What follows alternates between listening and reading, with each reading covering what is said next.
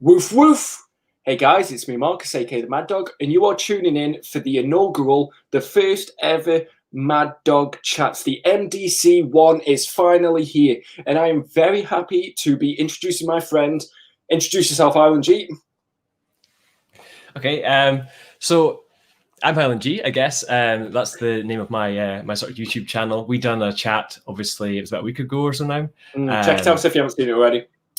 So yeah, I cover sort of comic books in general as well. And the big main thing about my channel is that I try to focus on, I guess, showing some more of the details of the books and things themselves. So one of the series that I kind of focus on is called Closer Looks.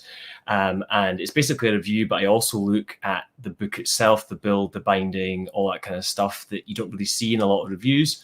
So you kind of get that the other side of the kind of table as well, because as collectors, you know, we all know we like different formats or different styles and things. And if you're going to be paying, you know, £40+ for a book, you want to make sure that it's the format or the style that you like, and kind of take it from there. Other than that, I do tips and other just kind of bits and bobs. And I've been at this for probably a couple of years or so now. But yeah, that's me. But yeah, I wanted to thank you, firstly, for coming onto the channel. Like I said, we had a great time when we did the stream over on your channel, which, like I said, if you haven't already checked it out, guys, I definitely recommend doing so. You've just hit 700 subscribers as well, so I really want to say congratulations to you. And we've got some people in the chat already. We've got our boy Streakazoid here, woof woof. Hey man, thank you for tuning in. We've got SEC giving us the Spider-Man upside down. No, I know it's the Rock On logo. We've got Carlos. Yep, it's the boys. You know who it is already. We've got Greg. What's up, Greg? How's it going, man? Cheers for messaging on the like the whole week when I've been like, who's ready for this? Greg's been there minute one, so thank you. But what we are planning to do here is something that hopefully is going to become quite a good concept, something that you'll all really enjoy.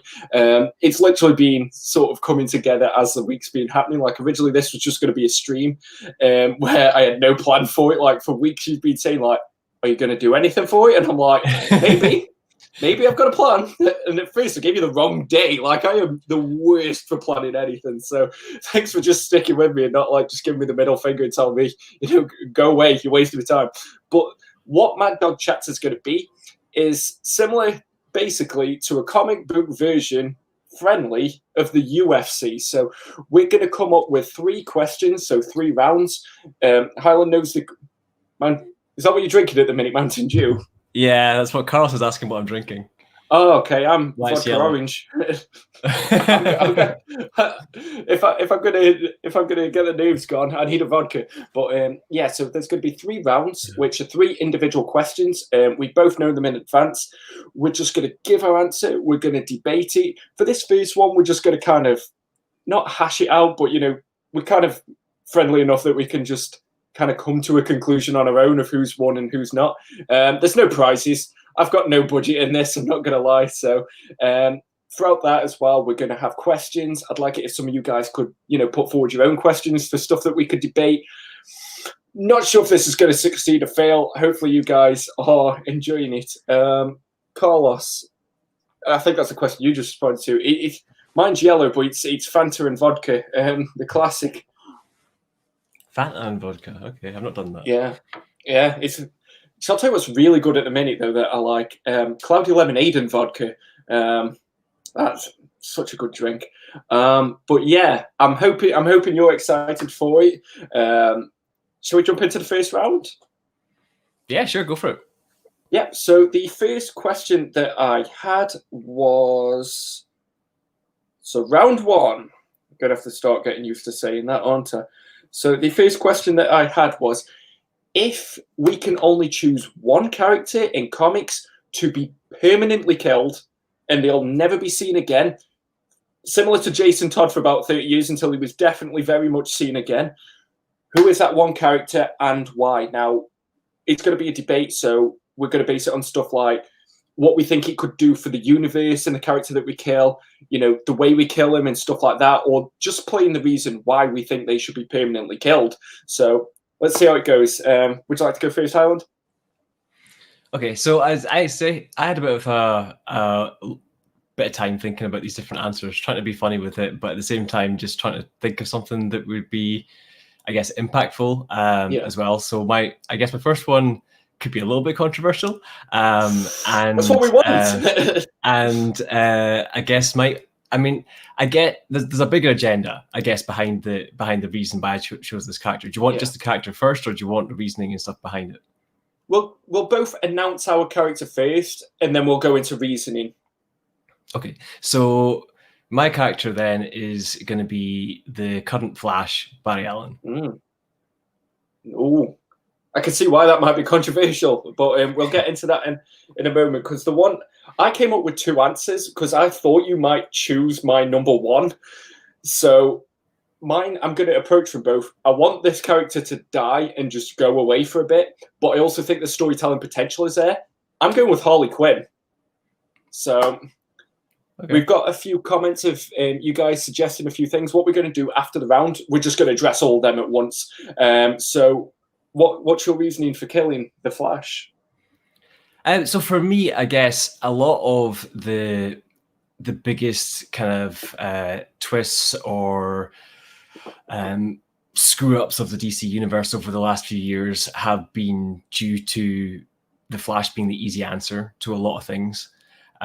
So even though Barry was away for X period of time, they kind of done the Flashpoint and the various crises and so on kind of from there.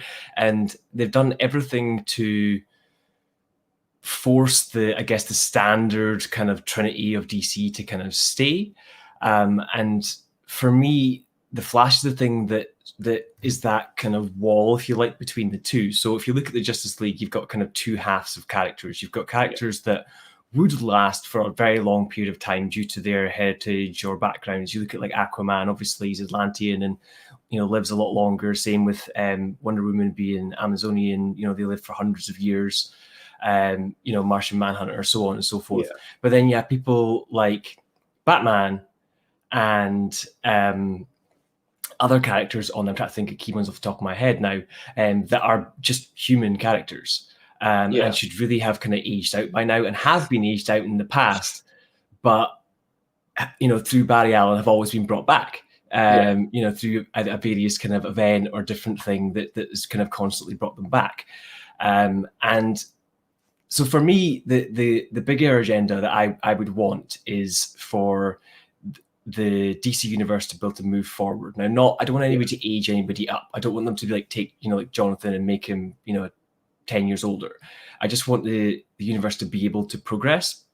And I also think that the different members of the team should be able to do that as themselves. So I'm not kind of spewing this agenda of, say, Batman should die, Nightwing should take up Batman's mantle. If Batman should retire, Nightwing carries on as Nightwing, and we essentially have the Gotham Knights in Gotham. We don't have Batman. And the world just continues on with, well, what would happen at that point? What if we don't just replace every mantle? What if the Titans actually became the more go-to team and the Justice League are more of a backup team because their members are not as strong as the current Titans in their prime? Things like that. So I guess that's my opening argument to it, is that I would want the DC universe to move forward. And every time we get to a point of moving forward, they tend to use Barry Allen specifically to hold us back or to move back to that kind of focusing point, and taking away that character stops them doing that, because I don't believe they would make Wally West do the same thing. Yeah. So it's kind of like they get rid of their get out of jail free card at that point. That's a very good argument to have. And as well, I really like Flash Rebirth, and I like the Brightest Day part after it that just doesn't seem like they're planning on collecting anywhere. So that was like some of the first comics I brought in single issues, and it's kind of a bit upsetting that they just forgot about it. That was a really strong argument. I'm not going to lie, like, I'm going first the next time. I'm not going to lie, like, you were really good at that one. But really strong argument. The reason why I wanted Harley Quinn to be permanently killed is twofold. So the first is because I think we could probably both agree, and I've seen Strikazoid saying good one. I'm assuming that maybe he's got the same kind of thinking as me on this one. But for me, I think Harley Quinn has been completely overused and oversaturated. So I think it's good to get a break. That's my first point, and probably the most obvious one. Secondly, I think there's a lot of storytelling potential that could come up with a Harley Quinn death, depending on how exactly you kill it. Now, I think it'd be a cliche, but it's obviously got to do with the Joker in some way. It could be perhaps that, the Joker's so fed up that Harley's now her own person that he's like, no, you would know one without me, so I'm just going to kill you. You don't exist without me. And I think Harley Quinn dying could have the same, obviously they didn't use it as much over the 30 years, but every now and then it could have the same kind of impact for the Joker that Jason Todd's death had for Batman. I think you need that thing that kind of, like, the Joker obviously is a character without any kind of significant consequence to his action. He doesn't really ever pay for anything that he does. He goes to Arkham, and it's basically a revolving door. So just say hi to King of the Stone Age mid-argument. Hey, man, how's it going? And William, thank you for joining in on the chat. Yeah, so I think Harley Quinn's death could actually do more than her living for the next 5 years. Now, I may have cheated on this one because I did a video a few weeks ago that was like the top 15 characters that I'd most like. Batman beats Harley to death with a crowbar. Could you imagine? But that'd be quite good. But yeah, I think for me, Harley Quinn's death could do more than her life in the next 10 years. I think it could really change the status quo of what's become just this whole Harley's the quirky character. Harley's just here because she's a name now. And sometimes death has more of a presence in someone's life. So that was the main point for me. I didn't really flesh out the story idea too much, but I just think that the impact it could have on the Joker is... The Joker as a character has become a bit stale. Like, he does the same thing. There's no depth to him anymore. Like, I think if you killed the one character that he kind of had his own kind of perverse love for, you knew he loved it, but this twisted kind of love, I think it really solidify him and give the Joker an arc that he's never really properly been allowed to have. And I think the universe could just get some breathing room. Like, how many great, not even just great DC characters, how many great Batman characters are there that, can you remember the last time that you really cared when, like, Ra's al Ghul, Mr. Freeze, I know they've appeared here and there, but when have they ever been properly given the limelight recently? It seems to entirely be Harley Quinn. So that's why I'm going with Harley Quinn. My second choice was Deadpool, but I thought you were going to go with Harley Quinn, so I made a second backup answer. Well, yeah, I mean, going for the character like that, or Wolverine, or someone who's been around in every book seems like a kind of obvious answer. I guess looking at your points, I get the idea of like Harley's been around. She's kind of become this kind of almost joke character in a way. The Amanda Conner run's gone on for quite a while, and anybody else trying to copy that now is only going to do a half-assed job. They're not going to be as good. So you're going to have a bit of time where it's just like random Harley books. I'd probably argue on the other side, though, as far as Harley affecting the Joker. As much as they have a relationship, I think that relationship is very much self-satisfying. And as long as the Joker can get somebody else, you've just introduced Punchline or whatever, to be his lackey or be his kind of subjective person, I don't think he would care. I think actually the more interesting story, and this is just my personal take, would be if you look at like the White Knight, where the Joker kind of goes sane and then Batman kind of doesn't know what to do. I think the more kind of crazy story would be something like if Batman was taken out or just gave up the cowl, and nobody took over the Bat mantle. They just carry on as their normal Nightwing, Batgirl, whatever.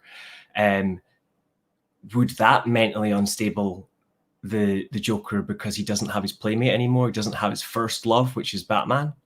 And if that was done because Harley Quinn caused that to happen, I could see him killing Harley Quinn and not caring, because she would just be another thing stopping him getting to Batman.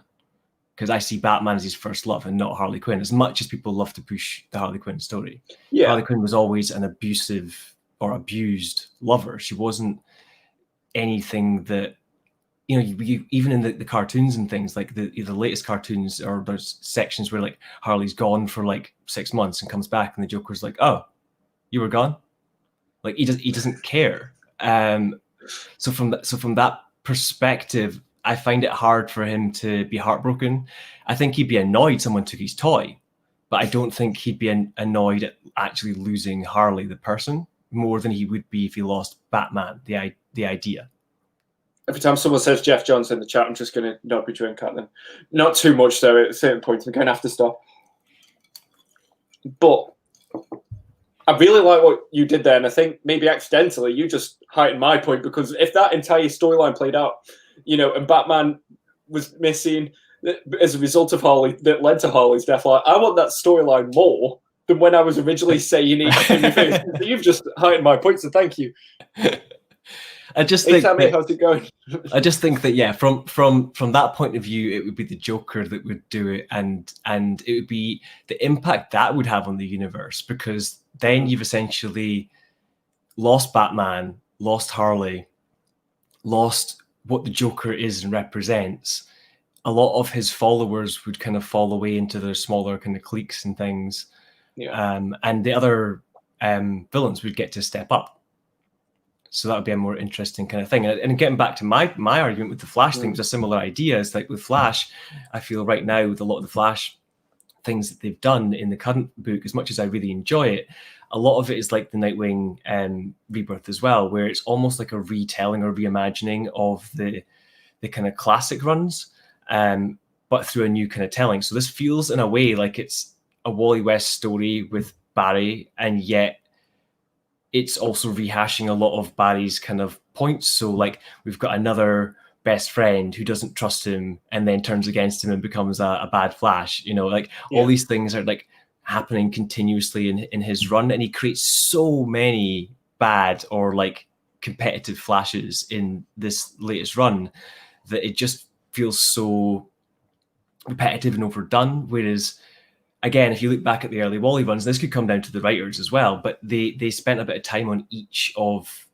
the key kind of rogues. So you had a good arc on the Trickster, a good arc on, is it Mr. Freeze and so on and so forth, Captain Cold, sorry.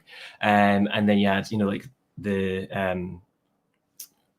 Weather Wizard and so on and so forth. And they focused on each kind of one as they kind of went through, rather than just constantly creating new Flashes, which were kind of bad guys. And again, I think that was a more interesting thing with Wally, that and his kind of like, he was known and all those kind of side of things. People know who he is. And if I'm just personally, I guess, being honest, I think Barry's a bit of a dick sometimes. He's not the nicest character. As much as he's like supposed that about to be him. this thing of hope, he's just a little bit of an ass. Hope's exhausting. Have you ever been hopeful for an entire day? It's like, oh. Yeah. But again, like Batman, I feel he just goes over the same things sometimes. And as much as these were really good starting points and almost good overpinning themes for things, I've said this before in our previous kind of chat, is like I prefer reading some Bat Family stories because they get to go into so many different areas and explore different characters' personalities and things, whereas the Batman only has so many stories that they can kind of reiterate over his childhood and what kind of happened to him. The same thing seems to happen with the Flash. It's always, again, going back to like, has he lost certain things? And because of that, it's also now stagnating Wally. So Wally's had about 4 arcs now about like whether or not he can kind of find his lightning rod. And it's like, well, he can't. Sounds like a euphemism. He can't go beyond that because they keep, they've no place for him in the Flash standard storyline because Barry's in his place, if you like. And I don't know if you've read the latest kind of Flash Forward or anything, but they're basically pushing him into like Dr. Manhattan territory right now. And they've even got Dr. Manhattan anyway, so it's like... well, he's got the chair. Oh. So Wally's gone all blue and he's like super god. And like I haven't read into like death metal and speed metal and all that kind of stuff coming up next. But I believe that they're going to basically use Wally to fix the universe, whatever fixing the universe means. Well, so to sort of counter your point as well, what's up, XD Zoom? How's it going, man? Thank you for tuning in. Don't apologise for being late. Like, it's all good, man. Don't worry. But yeah, so to sort of counter your point, like, so originally you wanted Barry to be the Flash who was going to be perma-killed. You've kind of just argued that Wally just turned into him effectively, and I think they just choose Wally as the next get out of jail free card. So although I think Wally only fixes his issues, whereas Barry tries to. Like... So if you look at it, I guess so. If Wally causes a problem, Wally wants to undo what he did, whereas Barry wants to fix anything to a normality. So if anything personally hurts him, even done to him, he wants to undo it. So like his mum's killed or something, he goes back and causes Flashpoint. He didn't kill his mum, whereas Wally, say, has his whole Heroes in Crisis thing where he hurt people. He wants to go back and fix that because he killed people. So he's more of a redemption arc, whereas Barry's more of a keep everything my status quo, keep me happy kind of arc, if that makes sense. I get it a little bit more. The only thing is, I think that with Barry out the picture, I think, you know, we could come back after that and there'd be another character that becomes the get out of jail free card, so to speak. And I think as well, I think there's, Barry Allen is at risk of becoming the Jean Grey of the DC universe. Like, I think you want a death that means something as well. I think with the Crisis on Infinite Earths death, that was so impactful, you know, and it meant so much. And obviously, he came back and things like that. But I think it was just so impactful. So I think as a story device as well, I think personally for me, Barry... so it's not Barry's death, it's the knock-on effect from Barry's death. So if Barry dies, then Batman gets to age. Yeah. If Batman gets to age, and I'm totally blanking the other sort of standard human characters on the Justice League right now for some reason. Green Arrow, Green Lantern, I guess. But Green Arrow, gets to age. Green Lantern. I mean, I don't think they should have brought Hal back after the whole Parallax death anyway. I think that should have just been his thing. That's a different debate for Matt. But anyway, they let these characters kind of develop up, and I think in some ways we get to see them work more as a team, and they get to play to each of their strengths, but each of their weaknesses and things as well. So where, like, if you look at the Titans right now, a lot of the time they fail because they're a completely emotional kind of friends team. And then if you look at the Justice League, they fight a lot because they're almost kind of like a military team of like, you do this, you do that, you're under command of X, Y, and Z. I think if they let that kind of grow and merge and kind of go through things, and you end up with a team where like half of the team is, say, Arsenal, Nightwing, and pick one of the other Lanterns. You know, maybe put Guy on there or something. Well, I meant one of the human Lanterns, like Guy, or you know, one of the newer ones. And then you could still have on the other side, you know, Wonder Woman and Martian Manhunter and the characters that would be older, but they would be slightly more of a kind of knowledge and kind of mentoring type role in the discussions, and the other ones could be more kind of passionate driven and kind of around their friends and quicker to react because of that. And I think it would create a new dynamic in the league where you don't have like one leader, you've got a team, but you don't have the brokenness that the Titans have as well. Because you've got people who want to be on that team and are not just there because they're friends or because they've been grown up together forever, kind of thing. But the biggest thing for me would be that these characters carry on under their own mantles. Like, I don't want Arsenal becoming Green Arrow. I don't want, you know, the only character that gets replaced under the same mantle, and it's only because it's been done so far, is that Wally takes Barry's place. Unless Wally, for whatever reason, stays in this god role and they give Impulse that you know, mantle. But I wouldn't even mind Impulse just being Impulse still and just keep that as his name and put him in the Titans or something. Yeah, I agree with you on that standpoint as well. Like, because sometimes then you just get into unnecessary arguments, like online, when it's like, oh, how come this person gets to be Captain America and this person? I know obviously that's Marvel Universe, but so I really respect what you're saying there in regards to, you know, let the characters be their own characters. Like, I could count this. What do you prefer Dick Grayson as? Well, Nightwing, but exactly. But I think Nightwing's a very prime example because Nightwing is the first sidekick, I believe, to step out from the sidekick mantle, if you like. So like, so like not going from being like Wonder Girl to Wonder Woman, but going from like, you know, Wonder Girl to Donna Troy, or, you know, whatever, you know. So like, he's the first one that stepped out from that. He's also the only Bat character that I know of that doesn't wear the Bat symbol. Yeah. He wears His voice own on broke then.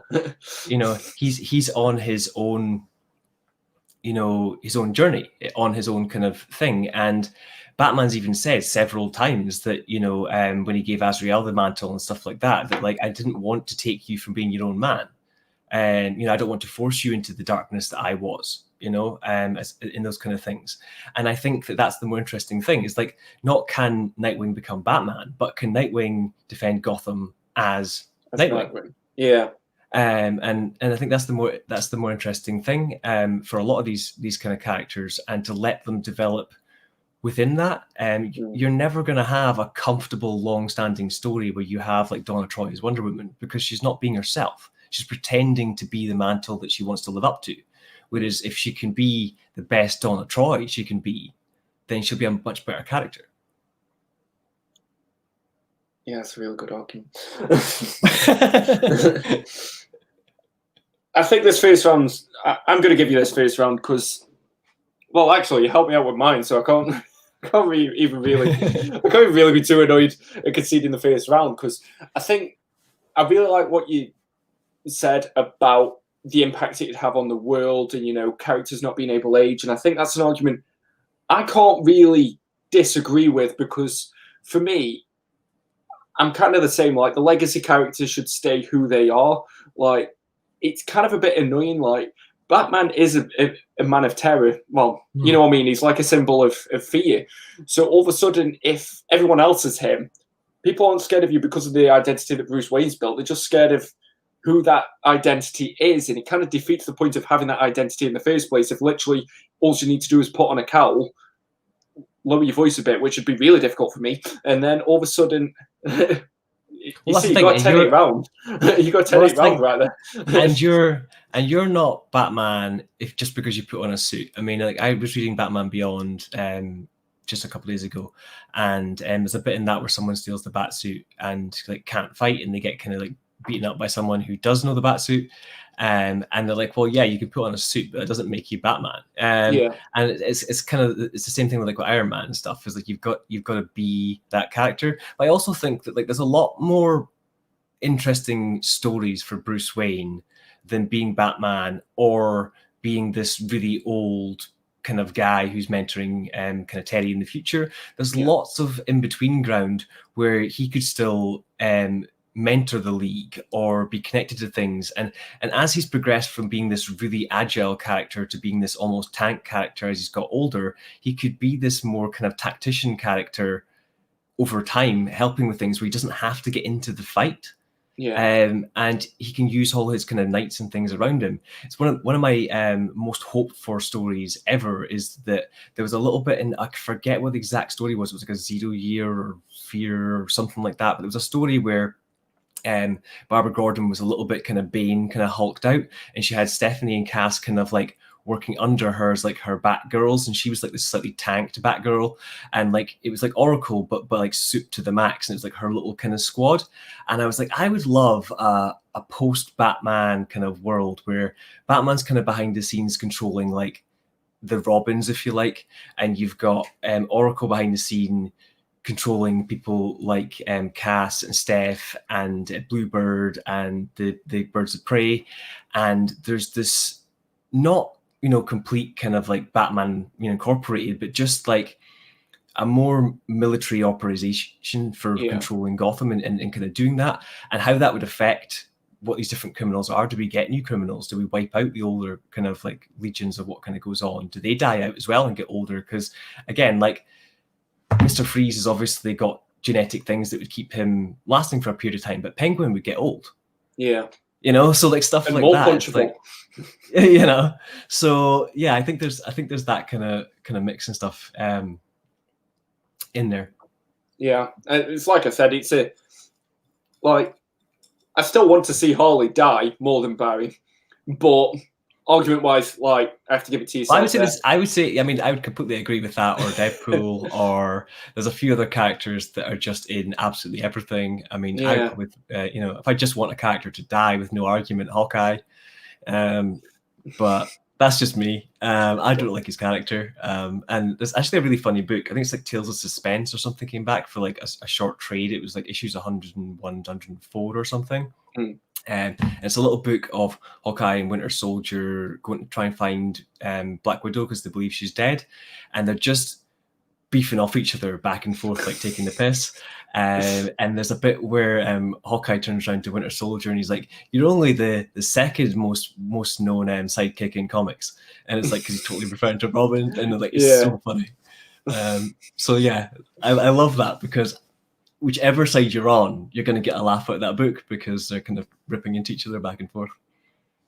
I'll have to check that one out. I'm going to read through a couple of the comments now, just so we can, because as well, like I said, I've prepared 2 answers for most of these questions just on the off chance that your answer is what my number 1 answer is, and I didn't want it to be like, hey, I'm just going to think of something on the fly, because I can't think of stuff when I prepare. So thinking on the fly is not a good idea. But I think I've gone a little bit more out there with my next 2 answers, so I hopefully wouldn't be predictable, but we'll see. Well, like I said with Deadpool, I couldn't really think of the thematics of it. So that was why I was really struggling with that one. I was like, I hope he doesn't say Harley Quinn, because I feel like in your live stream we mentioned her at one point.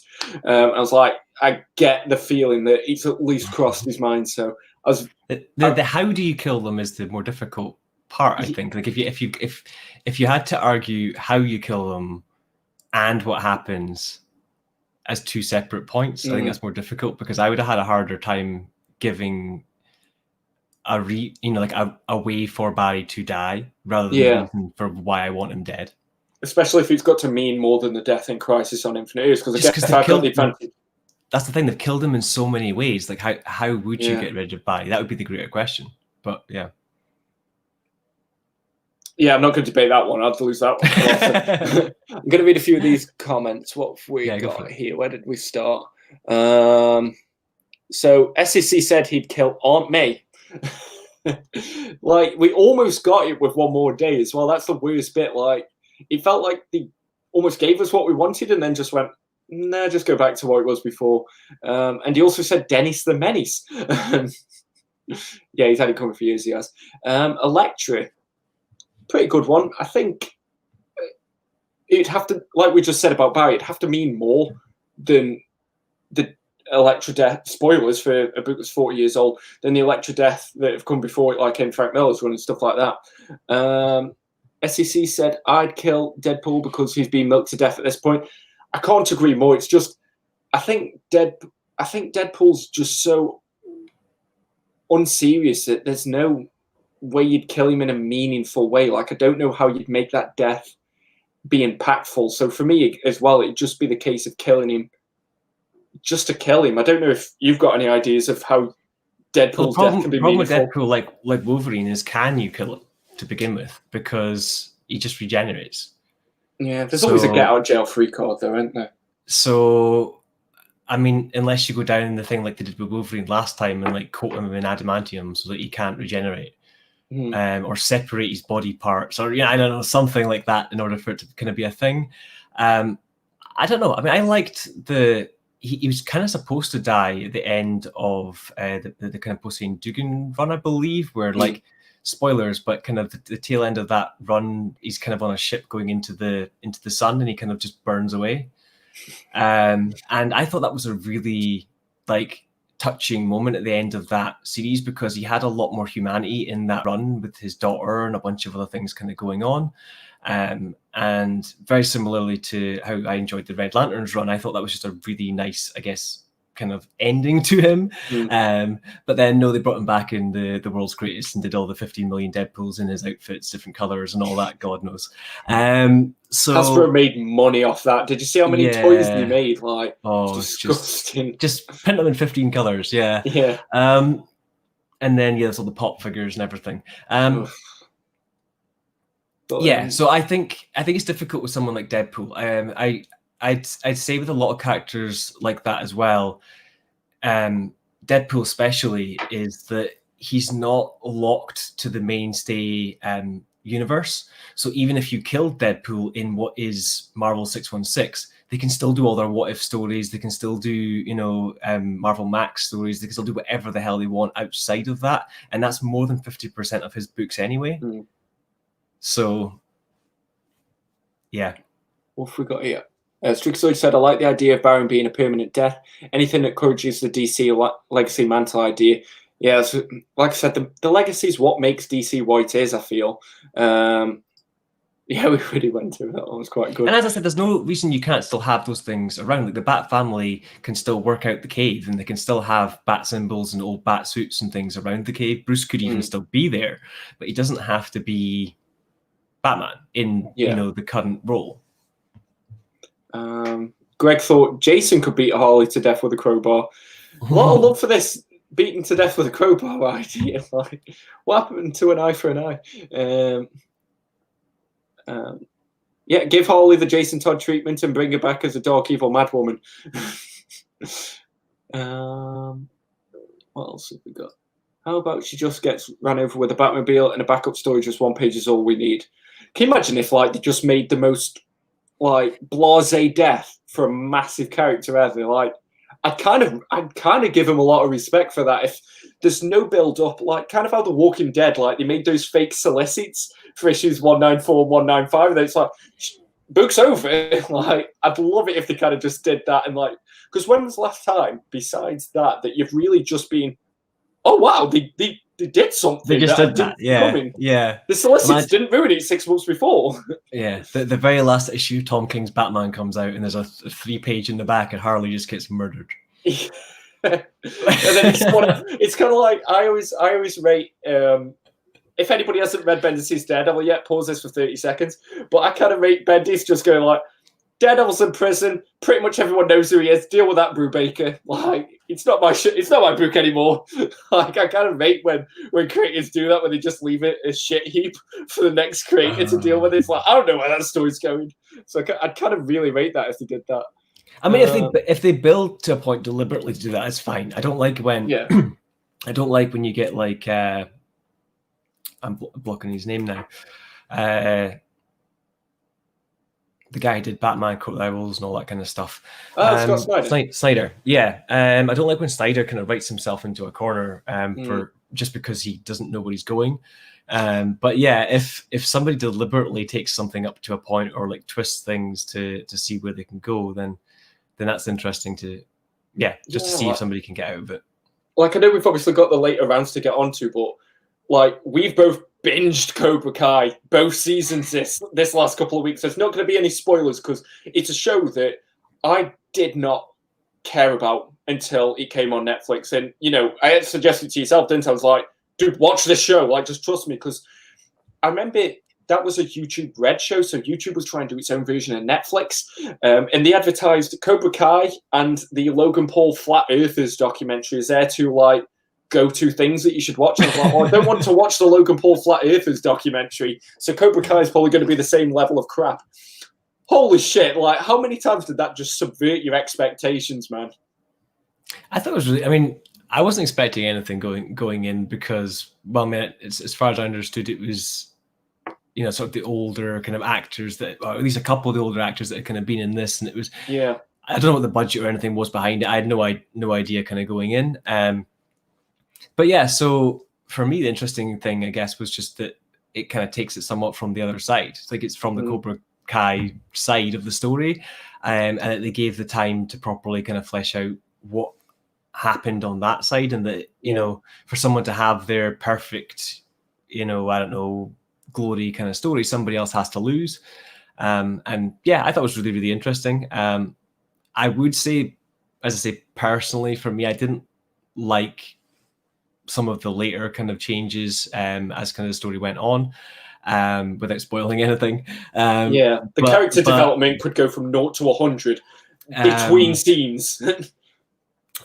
And probably one of the niggles for me really early on is our new kind of karate kid that's training. Oh, Miguel. Along with things. I just think he goes a little bit dark, a little bit quick. For me.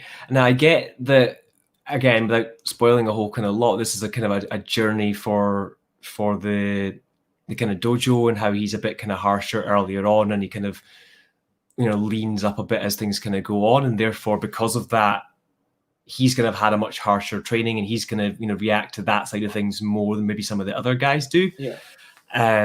But yeah, I don't know. I found it strange that he went so dark so quick, and then later on he almost has like nice moments which then don't fit because he's gone so dark. Yeah. So it's just a little bit off from like what I would like, especially because one of the other characters, which has like a massive drastic change, and I just think he's hilarious how like dark he went. Are we talking about this guy? Yeah, yeah. That's the one I was saying about 0 to 100. Like, I think, no warning, he's just like, I'm the greatest guy ever. And I really enjoyed him, and like even just the three friends kind of dynamic as to how the three of them all kind of do their own things. But yeah, I think his arc made more sense of a drastic change in his life, meaning he changed his whole life, than Mikhail's kind of one seemed a bit more kind of like he just had like an anger tantrum one day and all of a sudden became darker. And it was just like, that didn't make as much sense because he didn't have a drastic change in his life. He didn't lose anyone or change his personality drastically or look or anything like that. So yeah, anyway, but outside of that, I thought it was really, really good. I also think, I guess earlier on for me, I enjoyed some of the simpler kind of fight sequences where there was only like supposed to be 1 or 2 people that were like good at fighting. Like the big fight in the canteen was awesome. Yeah, so good. Whereas like some of the bigger fights that were in this school and stuff later on through all the stairwells and all that were cool, but they weren't as cool because they got a bit repetitive. I liked, like for the most part, it was all one shot. I really liked the technicalities of fights. Like The Raid is one of my favorite films ever. But yeah, I agree with you that I felt a lot more of a vested interest in that canteen fight than I did in the hallway fight, because admittedly I didn't like the teenage characters as much. So I was more, I really liked the canteen fight because I liked one of the characters so much that I was like, you are clearly the guy that I like. Whereas the hallway fight, I was like, I don't care if any of you die. Like, yeah. Do you know what I mean? But the problem with the Joker is every writer that gets put on the Batman wants to do their Joker story. I'd agree. I'd probably do a Penguin story if I got to write Batman. But let's be honest, not going to happen. Well, I think the Joker again is he's one of these characters that a lot of his stories are written out of continuity. So it's kind of like, you know, pick or mix. Take the Joker stories that you like. Whereas if the Joker was forced to be in continuity and to have an actual origin story, he would lose a lot of his mysticism, and these writers would get bored. Yeah, I agree. Like, you don't really know where the Joker is. Sorry, I just changed onto the wrong page. Just clicked the wrong thing. There's always at least one technical issue in one of my live streams now, but. That's all right. I've completely cut off on one of mine once, and I was hosting, so that was bad. And then you just come back, and everybody's like, "Well, this was fun. Like, nobody knows whether to leave or not." Well, it was my brother, luckily, so he just kept on yapping for a little bit, and I jumped back on. But it was when I was on my own, and the screen just went blank. I think you were there. Oh, like, right. He just went blank, and everybody's like, "Where did he go?" What have we got here? I'm just going through the comments. I haven't read Harley yet. I keep intending to buy it. My girlfriend treated me to Batman Damned, and that's a really gorgeous looking book. So I'm probably going to get the rest of that line now. I've read Harley. It's really good. I really enjoyed it. Quick read as well, isn't it? It's a bit of a darker story. Again, talking about that whole thing of like where it's not a love story for the Joker. Yeah.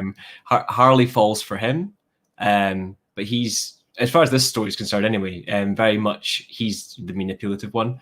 But it's really, really well done. I enjoyed it. It's just a shame that he's not going to kind of carry on doing the other stories because he's decided to kind of do his own thing a little bit. He did do the first issue of, I believe, Harley Red, White and Black or something as well, which is somewhat in the same vein if you do want to check that out as well. Yeah. Like I said, I'm going to give Harley a read. I thought it was Brian Azzarello who wrote that, but that might be Batman Damned. Apologies, getting my names confused. No, Harleen's Stepan Sejic, something like that. I'm not even going to try to pronounce that name. Just already add it to the list of names I can't say. I want to say it's Sej. Is the actual like European, but it's written out Segic. So like I would say Cedric if I was to read it in English, but I think it's Sedge. Yeah. Anyway. We'll try get him to say his own name. That's the next challenge.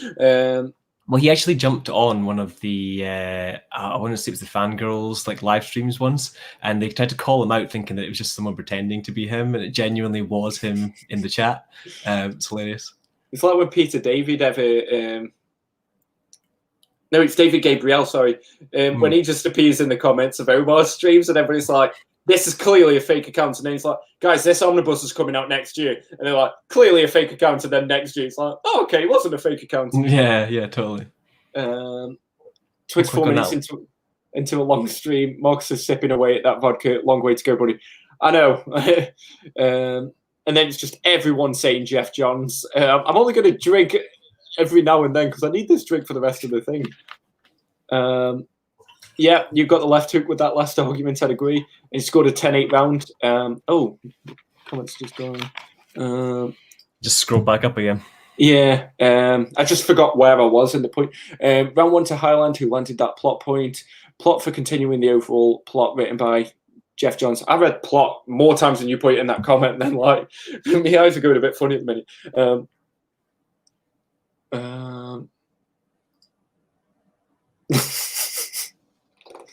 That's why the cameras are off, man. I think you guys have been watching the hardcover comic last night. Did you see their last live stream? No, I've been working so much this week. Oh Jesus! If you want a laugh and you're not easily offended, watch the hardcover comics latest live stream. It's just under 3 hours. Yeah. And one of the guys is totally stoned off his face, and just the sexual innuendo and joke lines are on point. He's in Canada, so it's totally legal. He's not got any issues. I'm not a snitch anyway. But yeah, just from that side of things, it was absolutely hilarious. I was watching that last night, and yeah, talk of just like one lines like all the way through. Like my god, yeah. If you're monetized, you're no longer monetized, guys.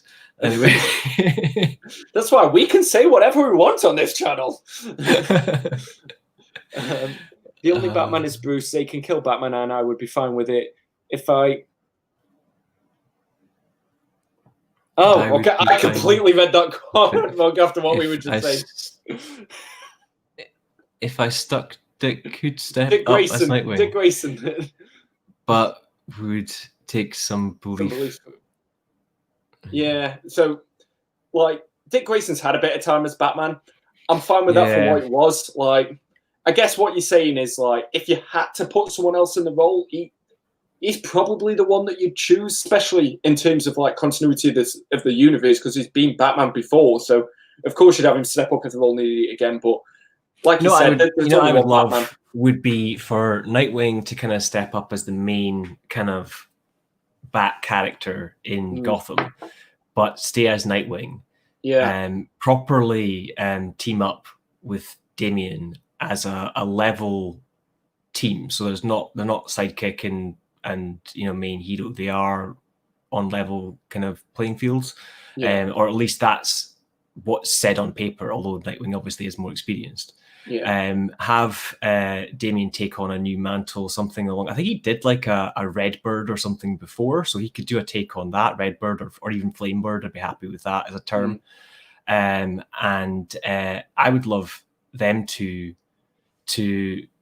be the main kind of Bat characters in Gotham until Damian potentially has convinced himself that he is true enough to be able to take on potentially Batman's mantle down the line.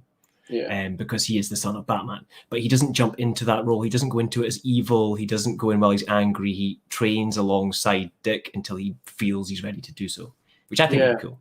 That sounds like a really nice story arc as well. I'm just going to read through these last couple of comments, then we're going to get into round 2. I'm trying to perfect that voice. I don't know how well that's going so far. They got to get pre-recorded clips or something. I almost got I know you're not like a UFC fan, but Bruce Buffer always go like that. the description of this was me riffing on what they say at the beginning of every UFC fight, because they're like, and now it's time for the main event of the evening. And he goes, do you remember the Gladiators when they used to have the Gladiators? I always say, if that show hadn't The gone on, announcers on that were awesome. I'd have been an 8-time champ of Gladiators by now. That's the only reason I ever set foot in a gym, because I was like, one day I'm going to defeat Wolf. But they got rid of Barry Allen in Crisis on Infinite Earths. I can't fully remember it. I can see the page where he's obviously fading and then his costume's empty. But he ran so quick. Can you help me out on this one? Because I haven't read it since I was about 17. Put you on the spot a bit. I'm pretty sure he has to. Like, it's something to do with like the universe or something. He has to run to stop it or something like that. And because he can't stop running in order to keep things going, he disappears or something along those lines. I think they did a variation of it in the show where actually Jay takes his place and just kind of like keeps running on the treadmill to keep this thing going, so that the world doesn't end, or I don't know, something along those lines. But basically he disappears. All you need now, isn't it? And he disappears into the Speed Force, and he's kind of gone. But the thing is, at that point in time, Barry Allen was just someone who used the Speed Force. It wasn't even mentioned that it was a Speed Force, really. It was just he ran fast. And then Wally West's story explained what the Speed Force was and how he could connect with that and do all those kind of side of things. And it wasn't until the whole Flashpoint story and bringing Barry back that they basically said that Barry created the Speed Force. In Barry's original story, there was no Speed Force. And that's why it's also really interesting to read modern Barry Allen stories, because they have so much of the Wally era influence. Because when Barry old school Golden and Silver Age stories were told, he was just a fast runner, essentially. There was no like big mystical force behind it that he drove into, or like fast treadmills and all this kind of stuff. He was just this really fast guy. And what people also forget is he's the second Flash. He's not the first Flash. So we've already, bumped Jay Garrick, which is why I find it so strange that we can't bump him, because, he's not the first Flash anyway. What else have we got here? I'd say the Joker said the writers would actually have to write about different villains, but that runs the risk of everyone just writing about Batman's reaction to the Joker's death. That's a good point. Like, I'd kind of like it if they do it like New 52, where it's like, the Joker died, here's a year later. Like, we'll tell it in this one separate story, but then the rest of the books are going to carry on as if nothing happened. That's the way I'd do it. I'm not sure if you agree. Or just have it as a detective story. Have the Joker die, but just have Batman stumble across his body and he's got to figure out how he died. Yeah, I could see them doing a twist where it's like, oh, it was never the Joker to begin with, but the concept of that's really cool. But I could see them doing a cheap get out of jail. Don't let them cheap out with it. Get somebody who could write a really good mystery story. I don't know, get like Rucka or Brubaker or somebody in there and give them complete free reign. Hear me out on this one. What if he did Lock and Key, Joe Hill wrote it? Mm-hmm. That could be cool. Like, do that. I think he could really do that story well. And just tell them the only starting point you have to have is that Batman discovers, or one of the Bat family discovers, the Joker's body. They confirm it is the Joker's body, so there's no get out of jail free card. They've got to find out why. That's cool. Some would argue the case for maybe killing Superman because he's very hard to write well, so only let people write him in out of continuity tales once they actually have a good idea. That's cool. I think the world kind of needs Superman for me. I'm not sure if you'd agree, but I think as well, Superman's already died once, so I think they wouldn't. But a permadeath, I don't know, because we could argue it in the same way that you argued for Barry Allen. Like, Superman can be a get out of jail free card a lot of the time. It's kind of a bit of a running joke at this point. So, yeah, that's not a bad character to permakill, I don't think. It's just, I like Superman. Just as a present. The thing with Superman is, Superman was always supposed to be OP. Superman, when he first came out, was this guy who could jump buildings and lift heavy cars because his only competition was a guy in a leotard that had a few gadgets. Like you didn't have like a greater world at that point. Once you have, other gods and aliens and Batman with huge, tank outfits and whatever else. Well, then Superman, to be the god character, has to then be strengthened up. So now he can, fly around the world faster than the Flash, and he can, move planets, and he can, like do all these other things that he couldn't do before. In order to make him again on that par level. So it's not that he's become OP, it's that everything else in the world has got stronger. So he's just got to stay that 10% above that. And at that point, his stories become really hard to tell from a power standpoint. But I think the interesting thing with Superman has always been that he's not about the power. He's about how he controls the power and how he sets an example for others. And he's supposed to be like essentially the opposite to Batman, in the way where Batman wants to control the team and know everything that's going on. Superman just wants to be there should someone fall. And like it's a different mentality. So I don't know. Like, I would like to give more time to some of the other super characters. I would love somebody like Kara to be on the League for a while and not Superman. Maybe he's got to go away for a little while, but there's no sense of killing him. I just don't think that's a story worth kind of doing again. It's so well, though. That's the only problem, isn't it? All the companies see is money. And I can't really blame them. It's a business at the end of the day. It's not charity. But then you end up with the same thing you do with The Flash, where you just end up with someone else or Batman becoming or taking over the Superman mantle. And again, for me, the more interesting thing with getting rid of Superman, if you're going to do it, would be if something else replaces him. So, like, if Lex was to replace him, but not in a Superman suit pretending to be Superman, like if he just tries to protect the city as Lex Luthor, or if you have Power Girl come in and do things her kind of more rough and tumble kind of way rather than like his way, or I don't know, like, but I wouldn't necessarily want again somebody else just Superman's dead, so now we've got to age up John and make him Superman, and I'm like, no. It's just the same thing. I agree. Similar to what they kind of did with there's like a run where Black Panther like protected Hell's Kitchen because Daredevil had obviously shadow-landed himself up. So Black Panther took over, and it was really interesting because it wasn't Black Panther just emulating Daredevil. He was still T'Challa. It was still a good story. Perfect Edition Comics. Hey man, what's up? Personally, the inevitability of DC Marvel storylines and rebirths of all characters is what has pushed me to Humanoid's Image and manga. Yes. Manga. I prefer a story twist I can't see coming. I'd agree. Like, Image is probably my favorite publisher at the minute. So, I obviously haven't read too much of it, but there's very rarely an Image book I don't like or I don't engage with in some level. So, I agree with you there. But I've enjoyed a lot of Humanoid stuff recently as well, especially the more recent stuff that I've picked up. I still haven't jumped into it. Like, it's a bit daunting, I feel. I don't know where to begin. Like, someone should do a where to start. Someone could steal the where to start formula and just do Humanoids for me. I think Pneumatic Edition has a video just showing like some Humanoids book. It's not really a where to start, but it's just like what editions he has. But the thing like Humanoids with Image and that is that they're standalone stories. So even if they're part of a universe, like say like Incal and Metabalance are part of a universe, you can read Incal or Metabalance. You don't have to read them both. Yeah, there's nothing really in that sets where you have to read in an order as such, unless the books are ordered 1 to 3 or something. Yeah, I might check it out. If you recommend, it's another rabbit hole though. That's the only thing. Like it's like for me, like I read Humanoid stuff with some other sort of translated bits and bobs. I read mainly DC, and then outside of that, it's like Image. I don't have a ton of Marvel. I've avoided things like Hellboy and a whole bunch of like Avatar and stuff like that because it's just a whole other rabbit holes to go down. I think for everyone, you'll find things where you're going to focus your budget or your reading, and there's no sense in just filling your shelves with stuff you're not going to get to either. So.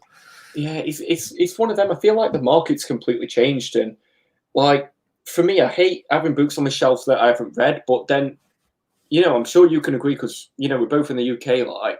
Like the Uncanny X-Men Omnibus Volume 1 hasn't really come across here except for Forbidden Planet and like a few other direct markets. Like it isn't available. Like I've had to order mine from Amazon America. So you get to this stage where it's either you accept that some of your books on your shelf you're not going to read just yet, and you hope you've got enough years in your life that you're going to read all these, or you accept that you might never get that book. And for me, I'm kind of like, well, if I've got the money now, I might not have the money later. So I get where you're coming from, that you want books on your shelf that you've obviously read and you can, you know, pull off the shelf and have fun memories with. But well, I just mean if you're diving into something. For me, okay. if I'm diving into reading, like, say, a bunch of DC books, I'm kind of in that mindset, and then I went and bought a whole bunch of, I think it's something random right now, Aftershock published books or something that I've, you know, maybe not read as much of, then they might end up sitting on my shelf for months and months and months and months and months on end for no reason. And I only bought them because someone else mentioned them in a video, and I've not really got any interest in it. Whereas if I was only reading, say, a couple of smaller arcs or something, or I've just finished up something and I've got time, then maybe I'll buy in and try something kind of new. So, like, for instance, once I'm done with all the Buffy stuff and kind of up to date with that, I'll probably be like, okay, so what other maybe area do I want to try and delve into? Do I want to try a couple of manga books? Do I want to try a couple of, you know, Aftershock books or something like that? But at any one time, I can only really follow maybe 4 or 5 publishers, because otherwise it gets a bit beyond me, and it's beyond just having stuff on my shelf. I would forget what I had at that point and just be like, well, I'm never ever going to get back to that. And although I am a little bit pickier than maybe some people, where I would only want maybe 2 or 3 cubes worth of my shelf that I've never read. I'm quite happy to have an omnibus I've bought, which is an upgrade, but I read originally in another format or something. Yeah. But I don't really want like 4 or 5, you know, shelves all the way across of stuff that I've never read. I kind of want to be in a fairly up-to-date place, but still with enough choice to, you know, decide what I want to read. Yeah, with a bit of wiggle room. Yeah. I wish I was the same. I respect kind of being able to concentrate it. It's just, for me, I never buy anything that I don't intend to read at some point. Like even the Berserk volumes, which, is manga. I really want to read them. It's just more, when can I read them? But I do wish I could focus just for once, because it's like you said, it gets beyond you. Now it's like, oh shit, is there going to be a volume 4 of this that I've just forgotten about? And then you look and it's already gone out. I think sometimes as well, like, you've got to just jump in and read something. Like some evenings, like I tend to sit into my evenings and just watch random stuff on YouTube or TV or whatever the case may be, and just kind of sit back. If you get to a point where you're watching something and it's not something like, say, Cobra Kai, where you're literally watching every episode and jumping all the way through it, you're just kind of being like, okay, I've watched this episode of something, then like stop and read a book or something like that. Like I've in, you know, an evening quite easily rattled through a couple of like trade paperbacks or a small omnibus or something like that, by just actually saying to myself, like, what am I doing with this time right now? Like, am I just like watching somebody for the sake of it? Like, I enjoy live streams as much as the next person, but when I've watched 3 or 4 hours of people just talking about what books have come out this month, I'm probably better spending that time reading some of my books. Yeah. So it's just kind of, I guess, balancing that out a little bit. So what I did personally is, not that I'm telling anybody else to, but I unsubscribed to a bunch of the bigger channels that just push the sales. Yeah. And more kept subscriptions to channels who like talk about their favorite books or what they recommend or how to get into comics, stuff like that. And because of that, I don't have like 2 live streams a day popping up in my feed, and that's giving me a lot more time to read and stuff. So like, I'm doing a chat with Blackpool in a couple of days about the Green Arrow Omnibus, and I've read like half of that book already, and it's only read it over a couple of days. Is that the Mike Grell one? Because I remember you saying you got it last time. Still haven't been able to find it for a price that I'm happy with. I think the release date was like, it was weird because I got it from a Wooden Planet, and then Amazon was still saying pre-orders until like a week or so later for some reason. So I don't know if like it's available to everybody yet, but it's direct marketing, similar DC's to our got all sorts of strange shipping right now because it's all going from different people. So yeah, good luck with that one. But yeah, we're going to go with another question because I think we're getting on a little bit. Yeah, I just wanted to get through some. Unless you want to skim through the comments quickly. Yeah, I didn't know that about the Brubaker one, so thank you for teaching me there. And thank you for tuning in for as much as you could. I hope you enjoyed it, man. The Raid 2, it's a Terminator 2 to the Raid Terminator. I'm becoming more of a Terminator 1 guy as I'm getting older. That name that I still can't say was on Omnidogg's stream once for an interview. He refused to say how to pronounce it because he enjoys people getting it wrong and finds it funny. Well, I just beat him at his own game without even realising. Don's in the chat. Woof woof. Hey man, how's it going?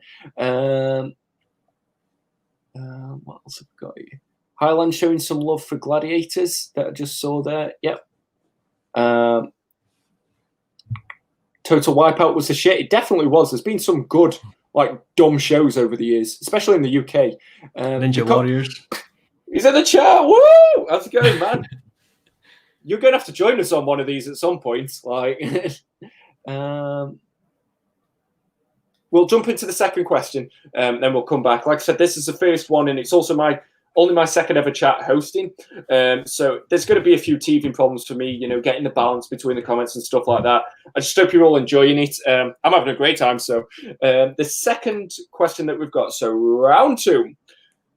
If you could create any kind of comic-related movie property, and I don't know if I said this in the message that I sent to you, so I apologize in advance if you change your answer. You can have a sequel that never got announced. You can make a prequel to something that never came about.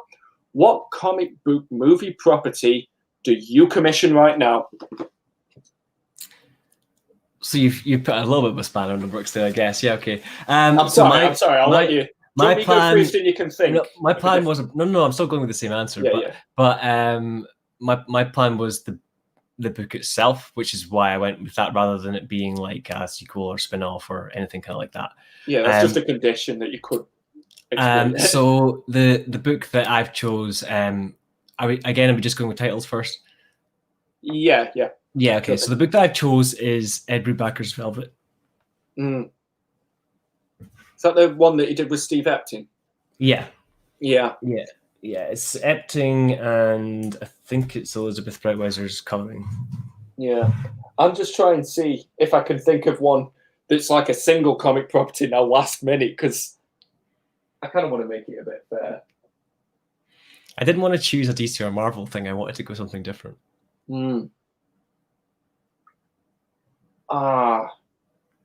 Mine's now a bit tricky because it's like, can I do it as a movie?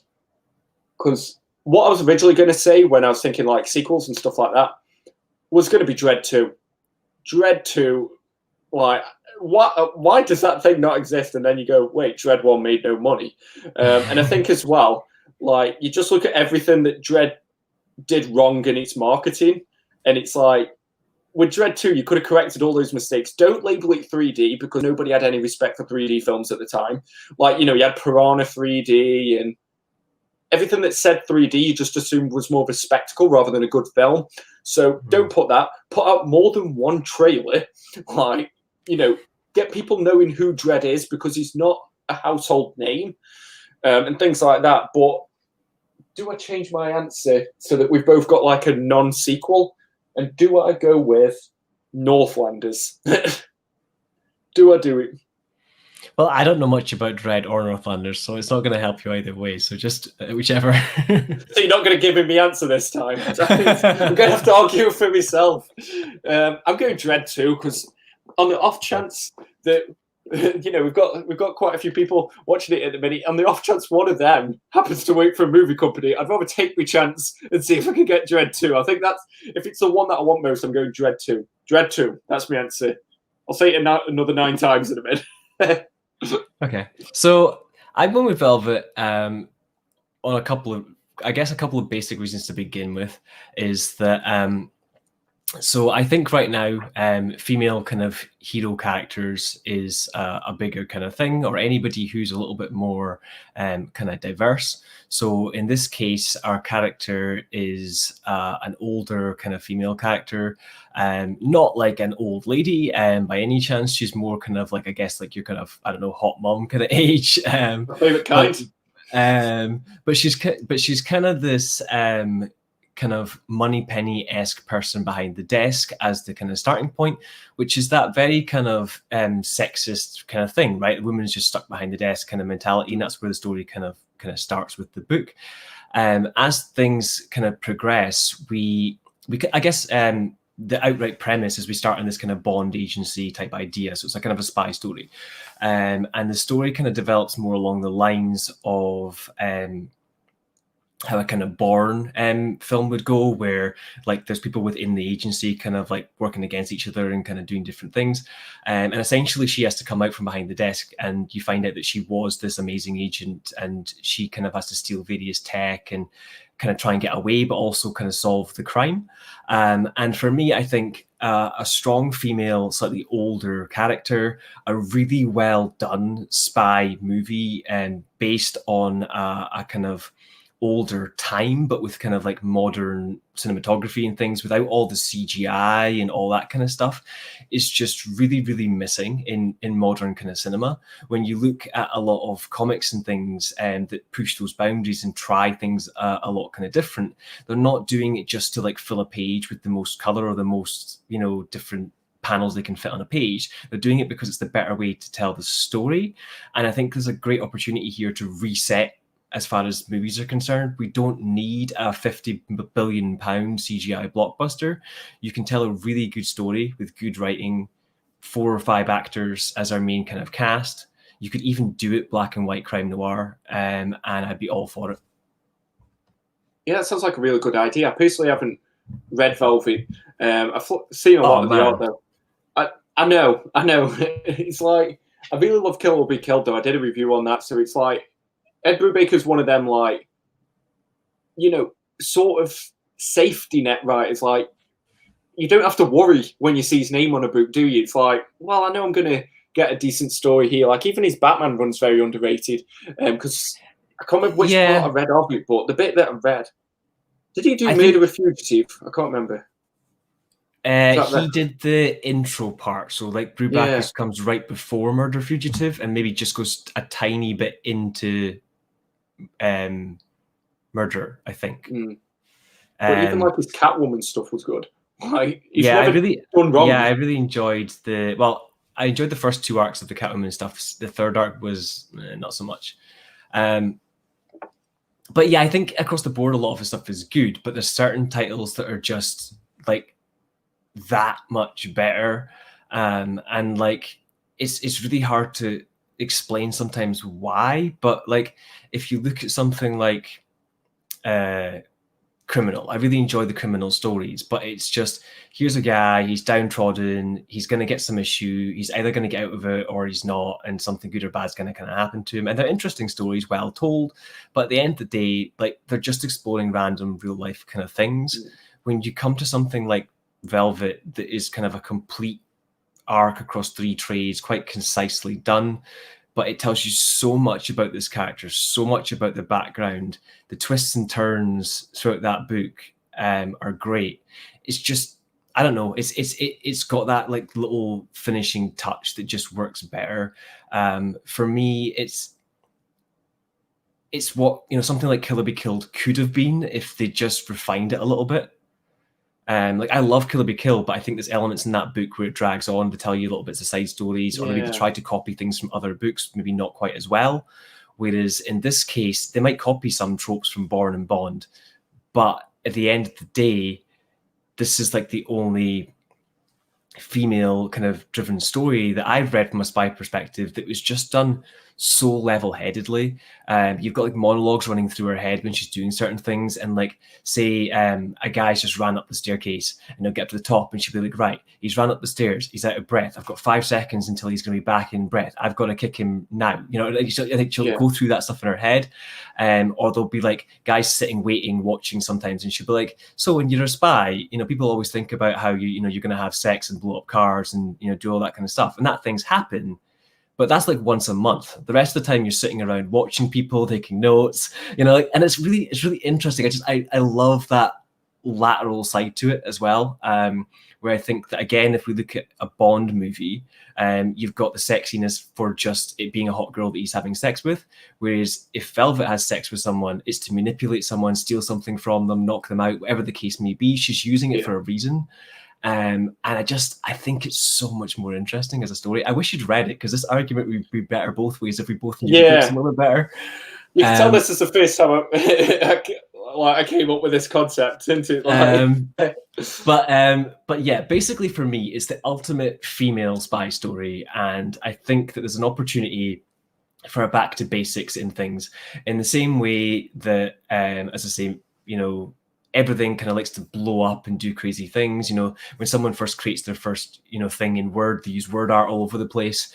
You know, you learn how to make things look nicer over time, and I think that this is an opportunity to do that. I guess is there's, you know, I guess just give you an opportunity to argue your side more. Was there more like specifics you wanted this movie to do over a previous movie as a sequel, and like specific things you wanted to change, or I don't know?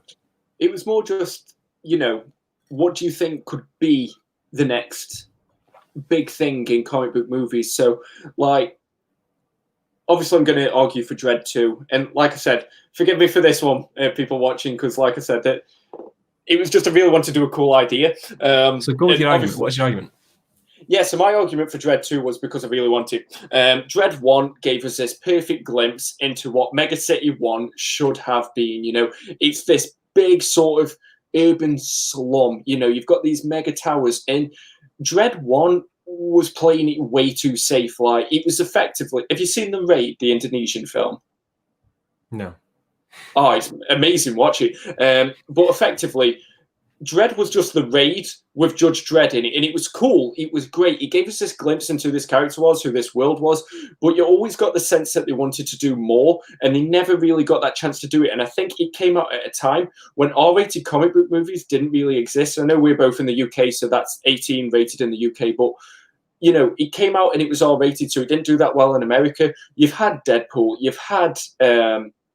what are the R-rated ones that have been? I've listed one. There's my argument. You know, Wolverine. Yeah, Wolverine. You've had, I think, Harley Quinn and the Birds of Prey was R-rated. Even though it didn't do well, at least it shows that there's a lot more faith in it now. You know, this 3D craze is gone, so the effects can be a lot better. And they didn't have a massive budget. So for me, I think now, given the comic book movie landscape that we're in, the Dredd 2 now would do a lot more of an, would have a lot more of an impact than Dredd did when it first came out. So that's why if I had to create one thing to take the comic book movie world by storm, it's going to be Dredd 2. I think that has the best probability for success of the stuff that isn't already confirmed. Like, I could easily go, I would do a Black Widow film, but it's like... And you think that Dredd 1 is good enough to continue a Dredd 2 from? You wouldn't reboot it?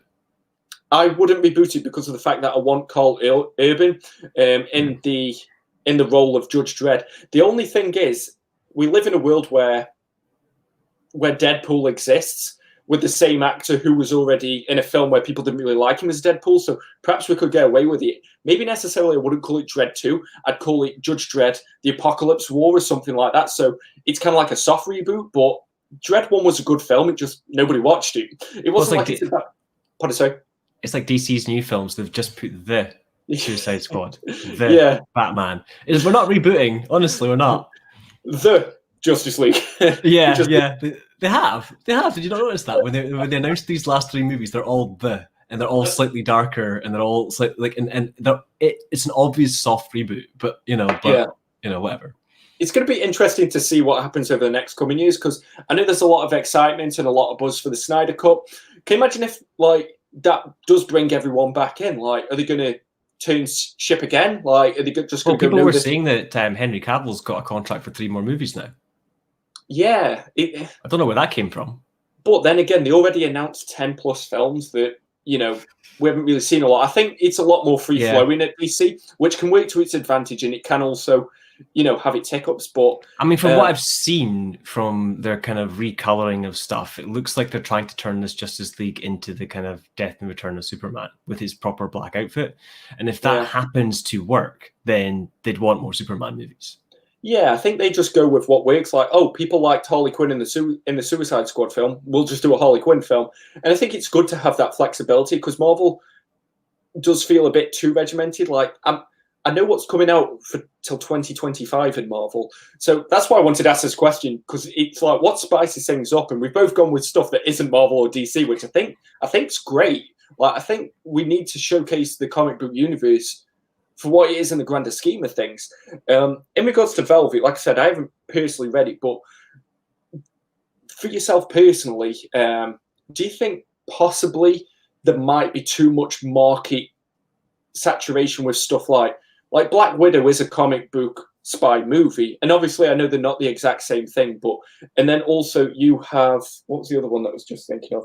You've got stuff like Atomic Blonde, which was, you know, this not necessarily an older woman, but a female-led spy espionage film. So do you think there's possibly brand saturation? Yeah, I mean, I wouldn't say this was that. So like for me, your Atomic Blonde, your Lucy, your Black Widow, those are like, you know, your absolute kind of like almost murderous kind of agents. This is much more like, you know, James Bond Bourne movies. This is an MI6 story in that sense. And it's more about how she works within the agency than it is about if she gets put into some really awkward situation, can she beat up 15 guys, you know, like in that kind of sense. I think the other thing that would be a huge riding on this would be that it's based on a British agency to begin with, British/American agency. So they can have banners with big British flags and a woman in front of it, and that will sell. Yeah. You know, like from that side of things. Yeah, we do love that flag. You know, that's what sells spy movies, you know, like it really does. And that's why Bourne never sold as well as Bond. You know, he didn't have the British flag.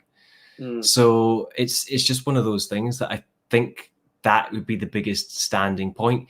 Get a really good British actress to do it, and play on that English accent to the heavens.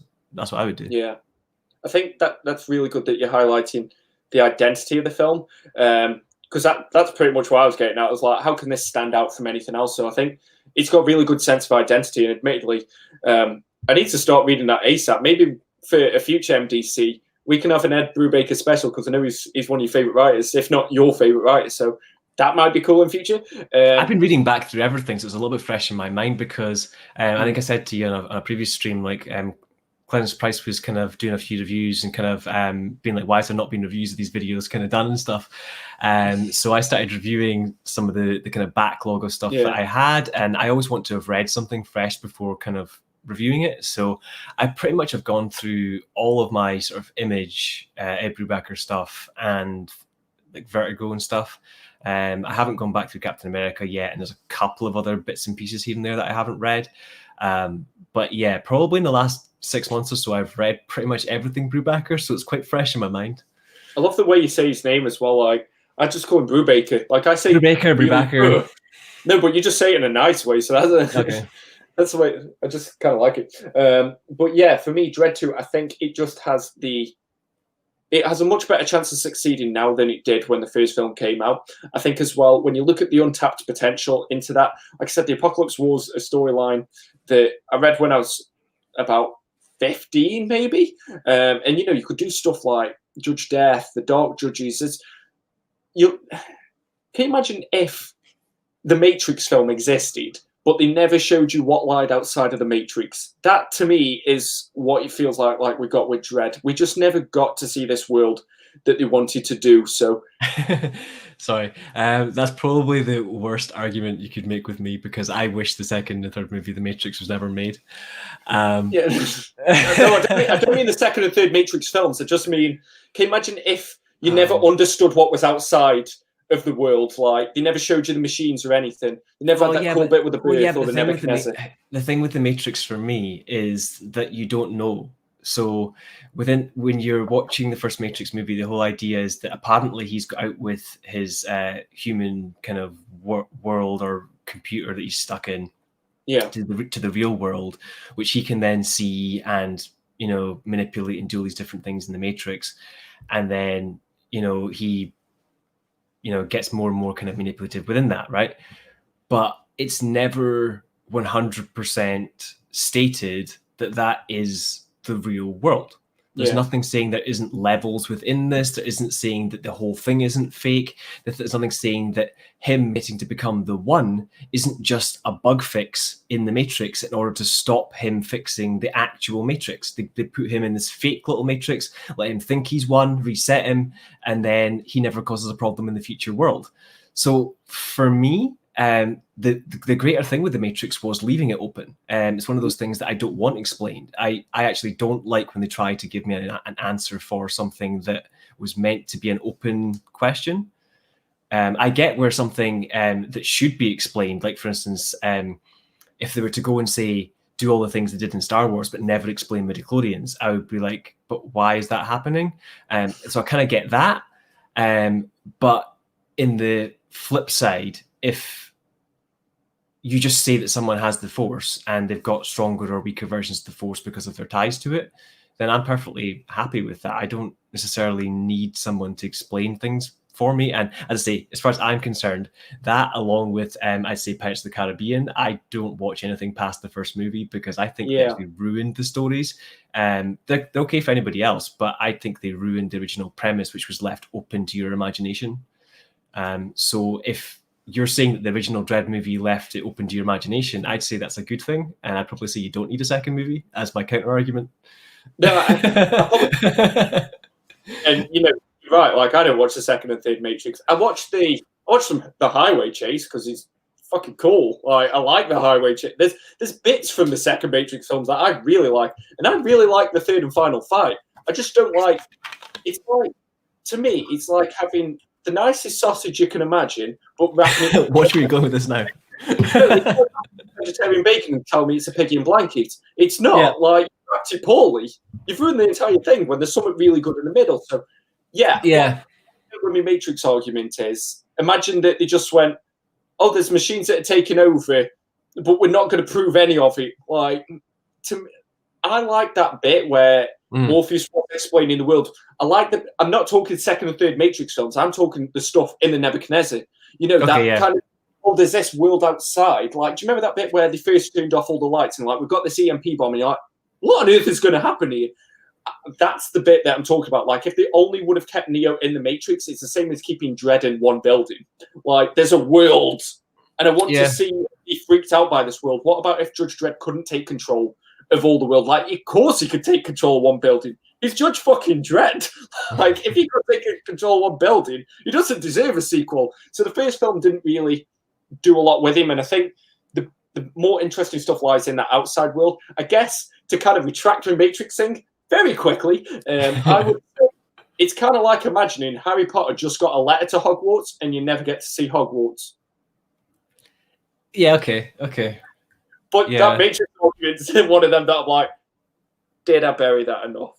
I mean, I understand. I guess, like, it depends on what they were trying to do, right? Like, again, having not watched the movie, if they were trying to establish the character and get us to know Dredd and a few of his mannerisms and later conversations with people and things like that, having a smaller space to introduce that character in is a good thing, because if you throw a character into a world with 20 other judges, then he gets lost very early on. You don't get to know that character as well. So it's good for a first movie to spend a little bit more time with the one character, even if it does not give them as big an adventure or something like that.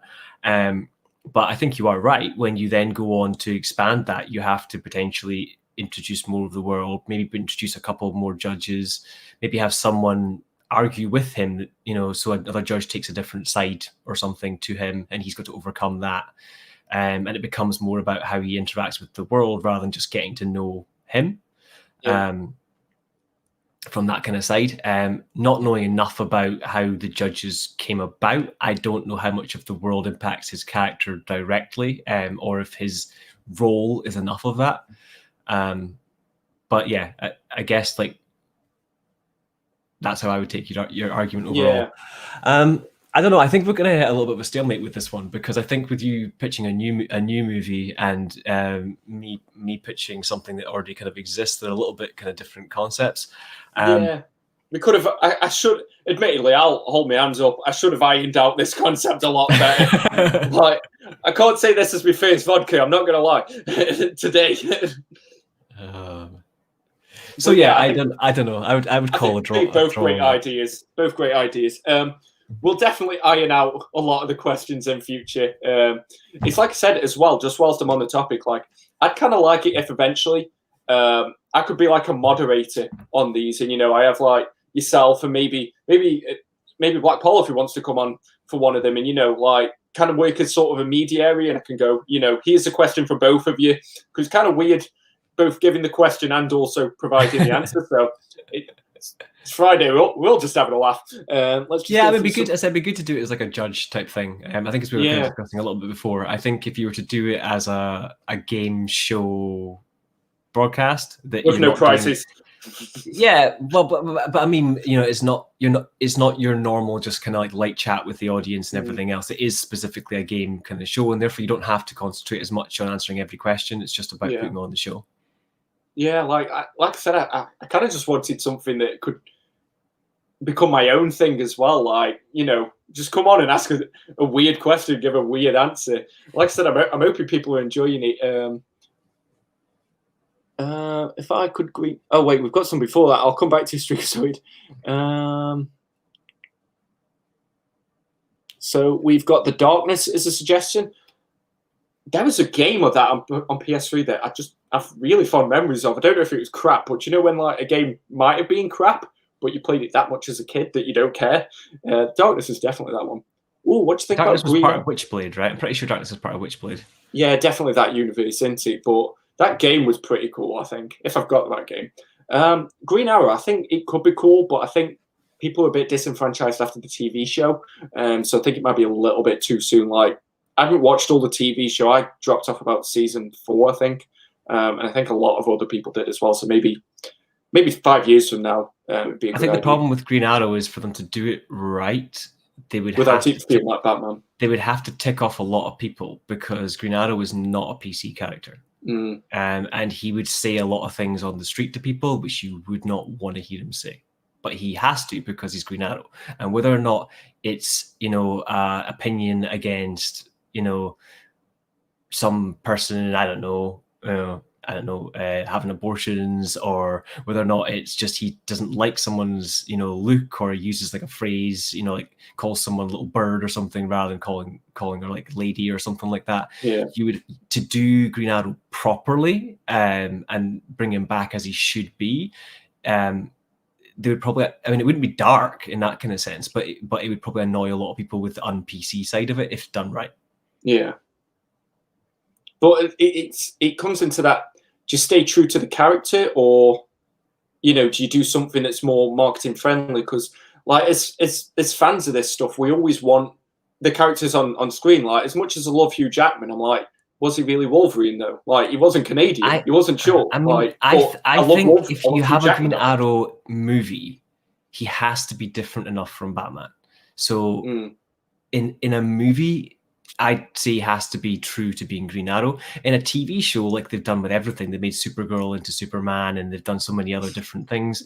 Like, that's fine. TV shows, they can just sitcom it and do whatever they want. It's like making a young graphic novel for kids. Like, at that point, I'm not worried.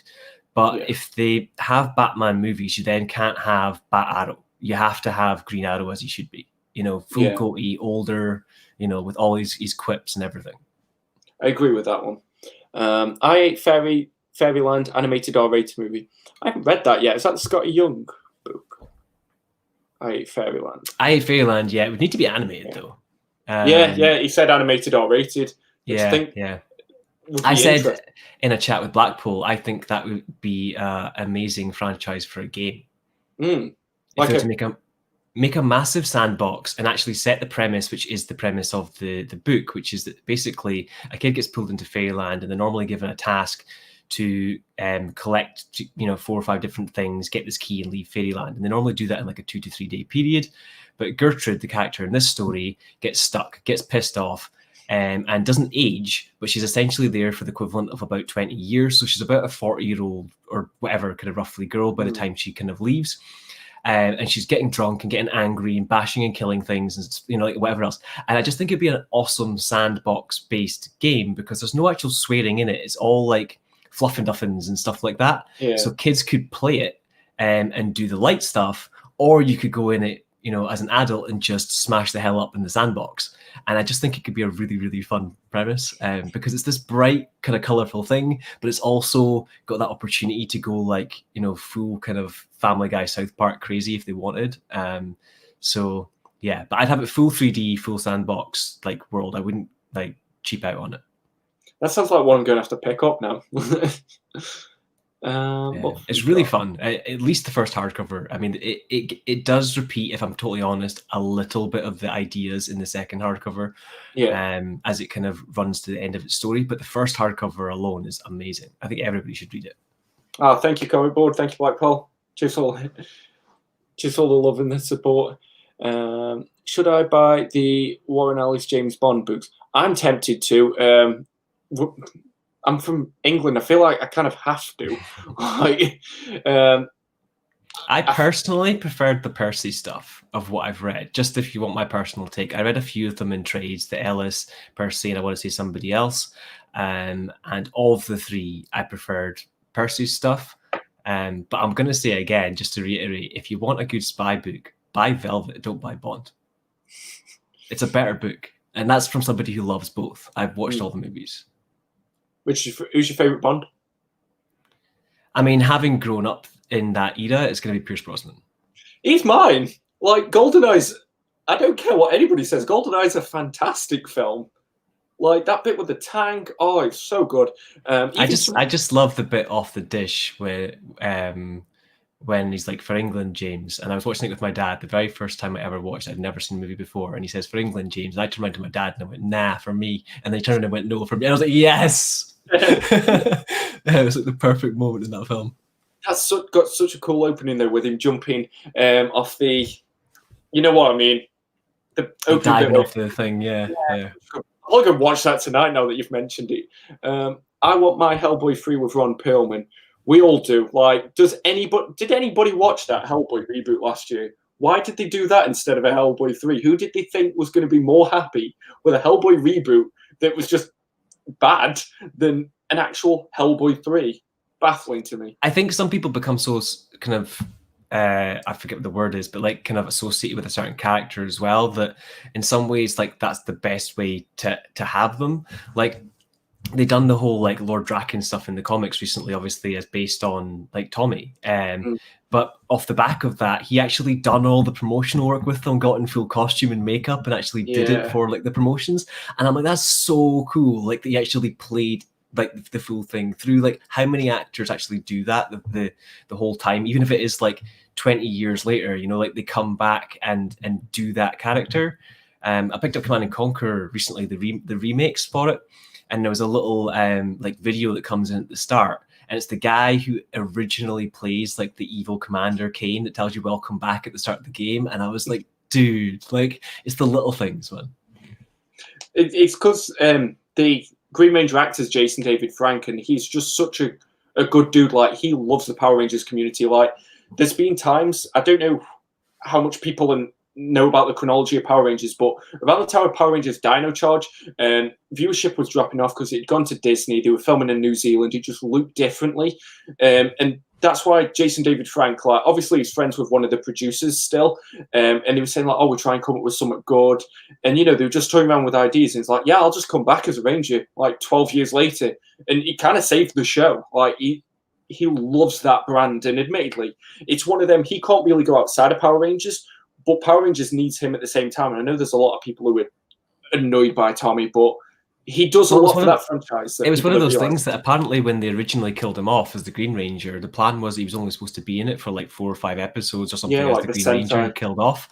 And then apparently there was a mass outcry from mums because kids watching the show wanted him back. And that's why they cut the other footage in with the White Ranger as an after the fact thing. It was never planned. Yeah, because originally the White Ranger was going to be played by the guy who was the lead in VR Troopers.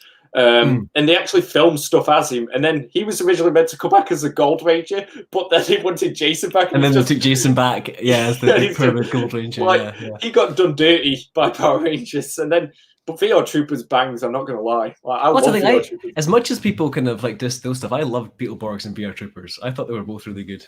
Yeah, and as well, I've got all the figure arts of the Beetleborgs. They came out in a limited release and they look gorgeous because they've got like proper metallic paint, like so nice. I've got the green one, I think, just a little like action figure, but yeah, it's like metallic. Yeah, like the figure art one or the Bandai one. I don't have the packaging. I couldn't tell you. It's literally just the action figure you would have had like back in the day. I've got like I want to say 2 the Beetleborgs and all the VR Troopers. I think, and the VR Troopers are like matte, and the Beetleborgs are like a metallic. Like it's just such a good finish overall, isn't it? Like just such a good design. I've also got a really old like White Power Ranger from like the older kind of ones, but he's starting to yellow now just due to age. Oh. He's become the Yellow Ranger. He's transcended. Strixoid said, if I could greenlight a film or film trilogy, I'd love to see something like Luther Strode. That would be dumb fun, I think. I think I've seen that on your shelf. Have I spied that in the background? So it's actually a book that I'm looking to sell just now because I don't feel that it has... I'll buy it off you. A huge kind of rereadability, but it is one of these books that also is extremely rare right now because they only did a very small print run, and like that actual creative team kind of, it was a weird story. Like I think like one person created it and then they found like an artist in another country, and then the artist kind of did the work on the side, and they eventually put this book kind of together. But it's basically 3 arcs of this guy who finds a magazine which gives him, I think it's something like the legendary method or something like that, the Luther method or whatever, of getting like fit. He's this really skinny guy, and then he basically bulks up and becomes like this total kind of Johnny Bravo kind of built guy, and as each arc progresses he just gets more stupidly massive and more stupidly big people trying to take him on. They try and kind of quite lightly tie it into like Cain and kind of like somewhat kind of like, you know, God religious kind of like this is where the story, you know, the power came from, but realistically it's just a slaughter fest. And his girlfriend's kind of along for the ride. She changes up a little bit throughout the book, with no real reason, like as far as her looks and stuff are concerned. But as I say, it's basically just a slaughter fest start to finish. If you like the big battle sequences you get in like Invincible, it's basically a book of that. And as I said, it was a really fun read for like 1 or 2 read-throughs, but it's something that at that point it's like, well, what am I going to get out of a 3rd read-through of this? Like there's not a huge amount of story here. So like again, as a movie, it would make a hell of an action blockbuster kind of one movie, but I think you have to tweak the story a bit because it's like 3 arcs, and I don't think you could make 3 movies out of it. Like you wouldn't have that retention. They could maybe do a Scott. Like I haven't read Luther Strode, but you could just do an origin story, I guess. Well, I feel like anything's possible since the Scott Pilgrim film. That condensed, obviously the smaller books, but condensed 6 books into one film somehow. Like I don't know. I'm quite a big I mean, the only thing with this is that it's like, say for instance, the first arc is like he's at school and he gets big, and the second arc is like he goes on a journey somewhere, and the third arc is like, I don't know, he fights someone somewhere. Like they're so different stories that it wouldn't really connect well as one film, but you could just do the origin story if you like. I think that would work. Or maybe just do it as 2 films. Like not everything needs to be a trilogy these days. Like I remember when Kill Bill came out and everybody's like, where's part 3? I'm like, it's a 2-part film, and they're like, where's part 3? And it's like you can do 2 films and stop. Like you don't have to do that 3rd. I'd like to see them adapt Scalped or figure out a way to do Black Science correctly. Scalped would be better as a TV show. If I was about to say that. I think when you get to longer series, you'd be better doing it as a longer kind of thing. And for me, I don't know if you've seen Banshee, the show. I think it's Banshee. Someone recommended it to me though about a year ago, and I went, I'm watching that, and then I didn't. Banshee's basically a very similar idea to Scalped, where basically there's a new sheriff coming into this town, and there's this guy heading back to this town who used to kind of stay there. He witnesses someone killing this sheriff in a kind of pub outside of town, and assumes his identity and goes back into town as the sheriff. He's not a good guy, but he has good intentions, and there's a lot of weird, screwed up stuff going on in this town. It's a bit more kind of, I'm trying to think what the wording is for it. You know, where you have like those sort of villages that don't have like tech and stuff. Amish villages. Amish, yeah, that kind of like Amish type town type idea, but not because they want to be, more because like this religious figure in the town is like manipulating and controlling the town. So similar to Scalped, where you've got the guy who's left town coming back as an undercover cop.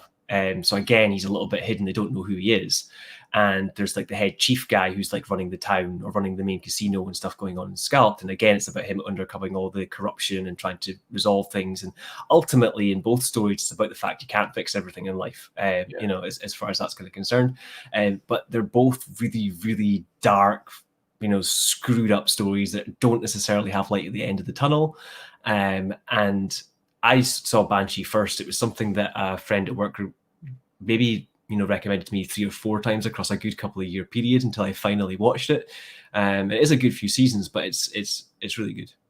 I might check that out. Admittedly, in your defense, like, you just put, I'd like to see them adapt. For some reason, I assumed that you meant film. Like, so you probably meant TV shows. So I'm sorry for going. Yeah, but I think it's just weird thinking film because the question was film. Yeah.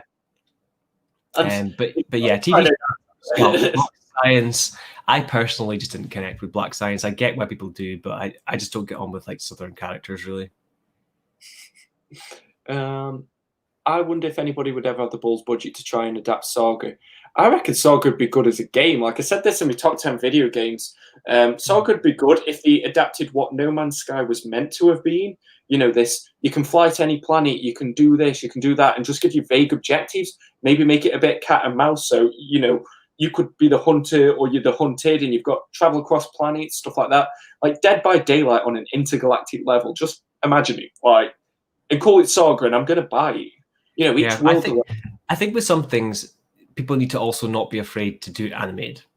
Not everything has to be live action or CGI. It can be flat or it can be 3D animated. I agree there, and I think there's a lot of stuff that's lacking its proper platform by not being, you know, animated. Like, so I agree with you on that one. I mean, the big one recently that stood out and gone that route is Invincible. Invincible's doing full animation. They're getting the original characters drawn out by the artists that created them for the comic, and then they're getting a full animation team in, and they're doing the whole thing animated TV series. For me personally, I feel like I might not actively watch that though, because I've read the book and I love the book so much. I feel like it's weird because what you said about Green Arrow, I agreed with, but then I'm here and I'm like, you need to do something a little bit different. Else I'm just watching the thing that I've already read. Like when I watched the film, I was just like, this is like the book but worse. Like, well, I think the thing for me with it is that I think that's the best way to adapt it. I think that a lot of comics, you know, I think this is going to pave the ground for a lot more comics to be done in animation, you know, because it will be big enough. You know, it's got Kirkman's name behind it. You know, it'll kind of push it from that kind of side of things, and it'll probably get a lot more people to buy the comic that have not read the comic, because it will have the same effect that Walking Dead did as far as selling his comics. But yeah, my always weird thing is that, especially if I've read the comics first, if I then watch a show in any form, I worry about what I perceive the characters to sound like and act like in my head versus what they then do in that show. Like I pronounce, for instance, I'm reading like Grant Morrison's kind of Klaus. Klaus, I pronounce his name as Klaus with a K. But for all I know, as far as he's writing it, he's just pronouncing it Claus. And therefore, if I watched the show and they called him Claus the whole way through, it would ruin how I hear it in my head. So like stuff like that. Or if you give a character, I don't know, a person with a really strong Asian accent, and again, I'm not, you know, like assuming that, then it could throw it a little bit. But then it could also take a character that I thought was really boring and make them really exciting by giving them some, you know, accent or personality that I just wasn't hearing previously. So I don't know. I don't typically read and watch the same stuff though, as far as that's kind of concerned. So like I've watched quite a bit off and on of Walking Dead, but I've never read the comic. And I mean, like you do get movie adaptations of things like, say, Civil War, but the Civil War comic is not the Civil War movie. Yeah. So I agree with you there. And it's like I was saying, like Watchmen's a beautiful film. Like honestly, I'd watch it in 4K just to look at it, but for me, it didn't do enough different from the book for me to ever go, I'm going to watch the film over reading the book. I'm just going to go through some of the comments. I need to cast Ewan McGregor, but how did I pronounce his name then? I'd cast Ewan McGregor, but he's a bit old and everybody would recognise him as Obi-Wan. My other option for Tony Stark, but I would want him to be Tony Stark, but I want him to be Reverse Slash in the DCU. Have I missed your comment before? So what make? Sorry, he wants to make Ewan McGregor into Tony Stark. Oh no, sorry, that's in relation to XD Zoom chose Green Arrow, so I think he's saying he choose Ewan McGregor to be Green Arrow. Green Arrow. That could that could work. He's certainly got the look. I think they should adapt Lock and Key. That would be awesome. I mean, as an actual horror show rather than a CW TV drama. I haven't watched the show because everybody says it's nothing like the book, and I just didn't really like the cast. Like, I think the art's got such a unique style that I just didn't bother with the Netflix show. I think it's one of these things that, like, I don't know. I just think when they go live action as well, it's quite difficult with what they're doing with Lock and Key. I mean, it's a similar thing as I never watched Umbrella Academy because I was like, I just don't get how that's going to work. Like, they're going to have to create their own take on this world because it's not going to be able to have the comic adaptation. You can't have a girl that looks like a violin, you know? So, I don't know. I think sometimes it's just like, you know, they're going to change it quite drastically. But then sometimes it works as well. Like, I love the Lucifer show as much as it's got its flaws. And every season they basically send him back to hell or kill him. And every season they bring him back with an excuse and another bad guy trying to take him on. And it has nothing to do with the comic as far as the actual Lucifer in the comic is concerned. But I just think it's a great, really camp take on Lucifer. But so you are going to have that. You're going to have adaptations of things that are totally, you know, they took a character name and they just wrote something totally different as well, as far as that's kind of concerned. But other times it kind of just flops. You can make things darker though as well, like down the line. Like what I thought was really interesting was, I don't know if you've seen any of Stargirl, but Stargirl starts off as this kind of teen drama, but as it kind of hits key moments, it almost has like the darkest of kind of like Green Arrow's kind of CW's kind of like moments, if not kind of worse at times. So like there's a moment at one point where like the dad character is like paralyzed in his kind of robotic suit. His mind's taken over and he's basically beating his own daughter. And it's like, where did this come from? Like in the middle of like this show. And like other times it's just like, oh, I don't like you at school. You know, and it's like, it has this really back and forth, which I thought was really interesting way of looking at it, because that's how her life would be. She has to have this teen life drama everyday moments, but then she'll have these massive heroic life and death moments. And it had a really weird polarizing kind of feel throughout the show at times, where it would go really dark and then really light, and those barriers kind of broke down as the show kind of went on as well, and some things kind of broke in from each world, if you like, and the people in her day life learn about her heroes and the heroes learn about her day life and so on. But I didn't think I was going to like it. I watched like the first episode and thought this is going to be rubbish, and then ended up a season in and like, oh, actually. I might give that a try, especially since you tried Cobra, so I feel like I need to take one. I'd prefer Judge Dredd as a TV show, or have a TV show set in Mega City 1. Yeah, maybe just do Mega City 1 as a concept, and just follow different judges. Maybe do like almost like a satirical. Do you know like how in America they've got cops? Like do that in Mega City 1. Like that could be hilarious. I think there should be a lot more shows like that go down the route of like Gotham Central or BPRD or something, and they don't necessarily focus on like one character. Like Damage Control in. Is it Damage Control in Marvel Universe, where it's like they just keep going around and fixing stuff that like Thor keeps flying into? Yeah, just give me a side character story. Like, you know, focus on like, I don't know, the people who fix all the telephone masts whenever there's fights. You know, and they're just chatting along in the background about, oh man, I wish Thor wouldn't bang into every wall when he's fighting someone. You know, like, it'd be hilarious. I watched Dredd when it came out, but I pirated it, so I probably didn't help the inevitability of a second one. Yeah, I'm kind of personally blaming you now, SCC. I'm not really, but just catching up on the comments. What do you think about the Keanu Reeves comic book Berserk? BZKRZ. I think we touched on this in. I think he's getting a hell of advertising. I see it on Instagram daily as like a massive banner advertisement. And there's some sort of collected edition that they're talking about now, which I thought it was just a new book they were bringing out. Like they'd never done it before. So I don't know how we're now talking about hardcovers. I don't know. My personal opinion is that I think it's a hype train at this point. Like if it's good or bad is neither here nor there to me. I think at this point it's now just Keanu Reeves trying to sell Keanu Reeves, and we need to let that blow over and then see if the book's any good, and then if it's going to continue or not. But I'm not buying into any hyperback and anything, because I just think right now we've got new Bill and Ted, we've got Cyberpunk coming out, we've got all this other stuff, and Keanu Reeves is going, you know what, my name is massive. I can launch anything. Let's make a comic. That's what I think he's done. I don't know, not that he's got a bad comic that he wants to make or that the book's not going to be good. I just think he's riding that hype train while he can.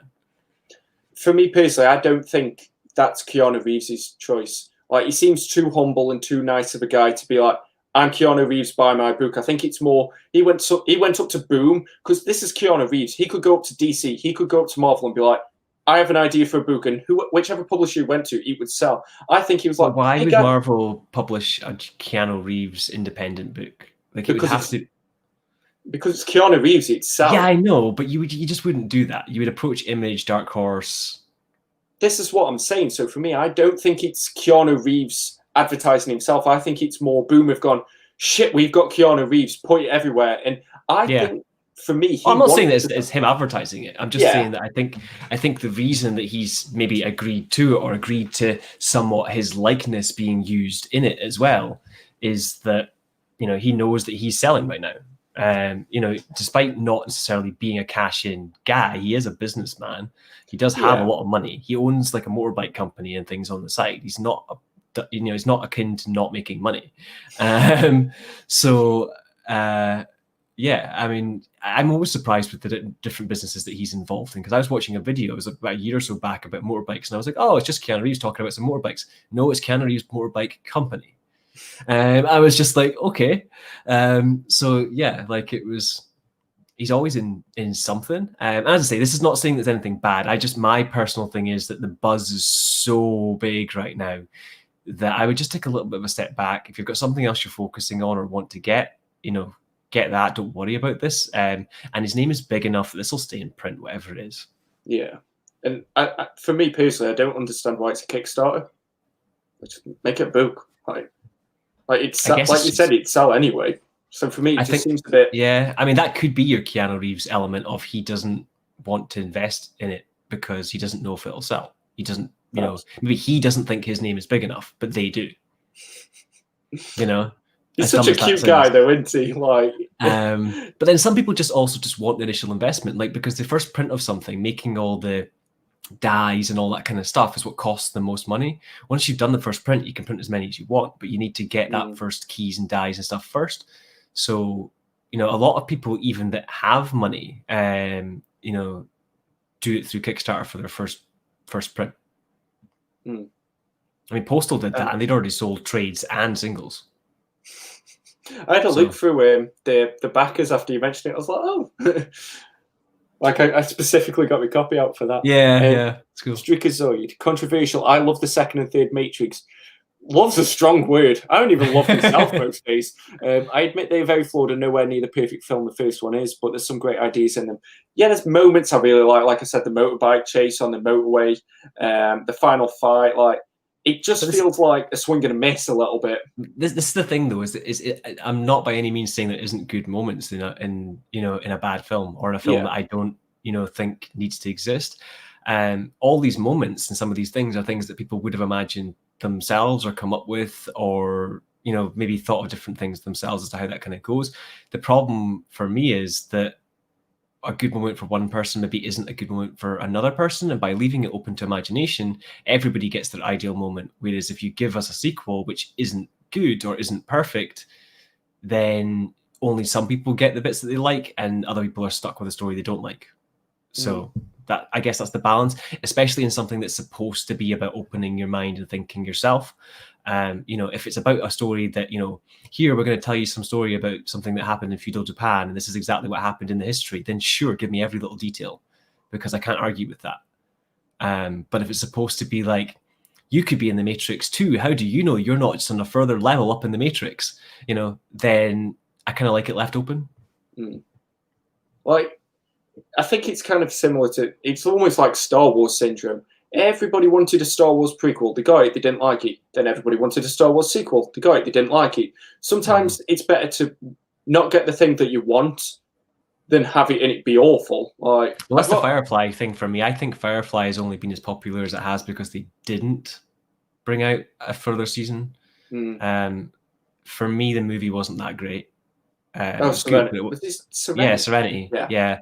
But it was good, but it wasn't great. Whereas the TV show, it was like I think the way they explained it was like they almost felt that they were going to lose their job every episode. So every episode they made like it was the last episode they had, and they threw everything at it. And because of that, it made every episode feel like the finale of the show, and it was amazing. And they'll never be able to do that again as they get older or do other things. So Firefly effect for me is what I would say is kind of the perfect thing, is like where some things go too far and you get that thing where you said, but it isn't the perfect kind of sequel to it, or it isn't what you perceive the sequel to it to being. Or you can do what Firefly did and just leave it. And therefore they've done comics, they've done other things. You can finish that and carry on with that if you so choose to. But if you want to just stop there, then you can. The other thing with Star Wars is I think it's very much a generational thing. Again, as controversial as it may or may not seem, I like the prequels. They're my movies that I grew up on. I kind of feel that the original Star Wars movies get glossed over a lot of their issues for things that were more technical things in the prequels. And again, this is a generational thing. So people will be like, oh, I don't like the Jar Jar Binks kind of jokiness or overly CGI or something in the sequels. But then I'm like, yeah, but then you had a brother and sister falling for each other in the originals. Like, where's your greater issue? So like, and I'm not saying that either one's going to stop you watching the movie, but if we're going to be picking at raw issues in a storyline, I think incest's a bigger issue. So for me, I love the prequels. They were my movies, and I very much feel that there'll be a current generation that love the new kind of 3 or 4 films that have come out. The Mandalorian seems to be a nice connecting thing where a lot of the people across the generations all seem to like The Mandalorian as a show. But I think there will always be a generational split between the original trilogy, the prequels, and what will now be considered the sequels. Just on that kind of basis, and nobody's right. It's just whatever you grew up with. It's like Bond, as I say, if you grew up with Sean Connery's your Bond. If you grew up with Pierce Brosnan, that's your Bond. Yeah, like I always say the same thing. I'm like, not everything on the planet exists for me to like it, and that's fine. Like someone was talking to me about, I think it was RuPaul's Drag Race. I'm not against it or anything. I don't think it should be cancelled. It's just I'm not tuning into it, and it doesn't mean it's bad. It doesn't mean people shouldn't enjoy it. Like, there's been films that I've talked about on this channel that I'm not going to mention again.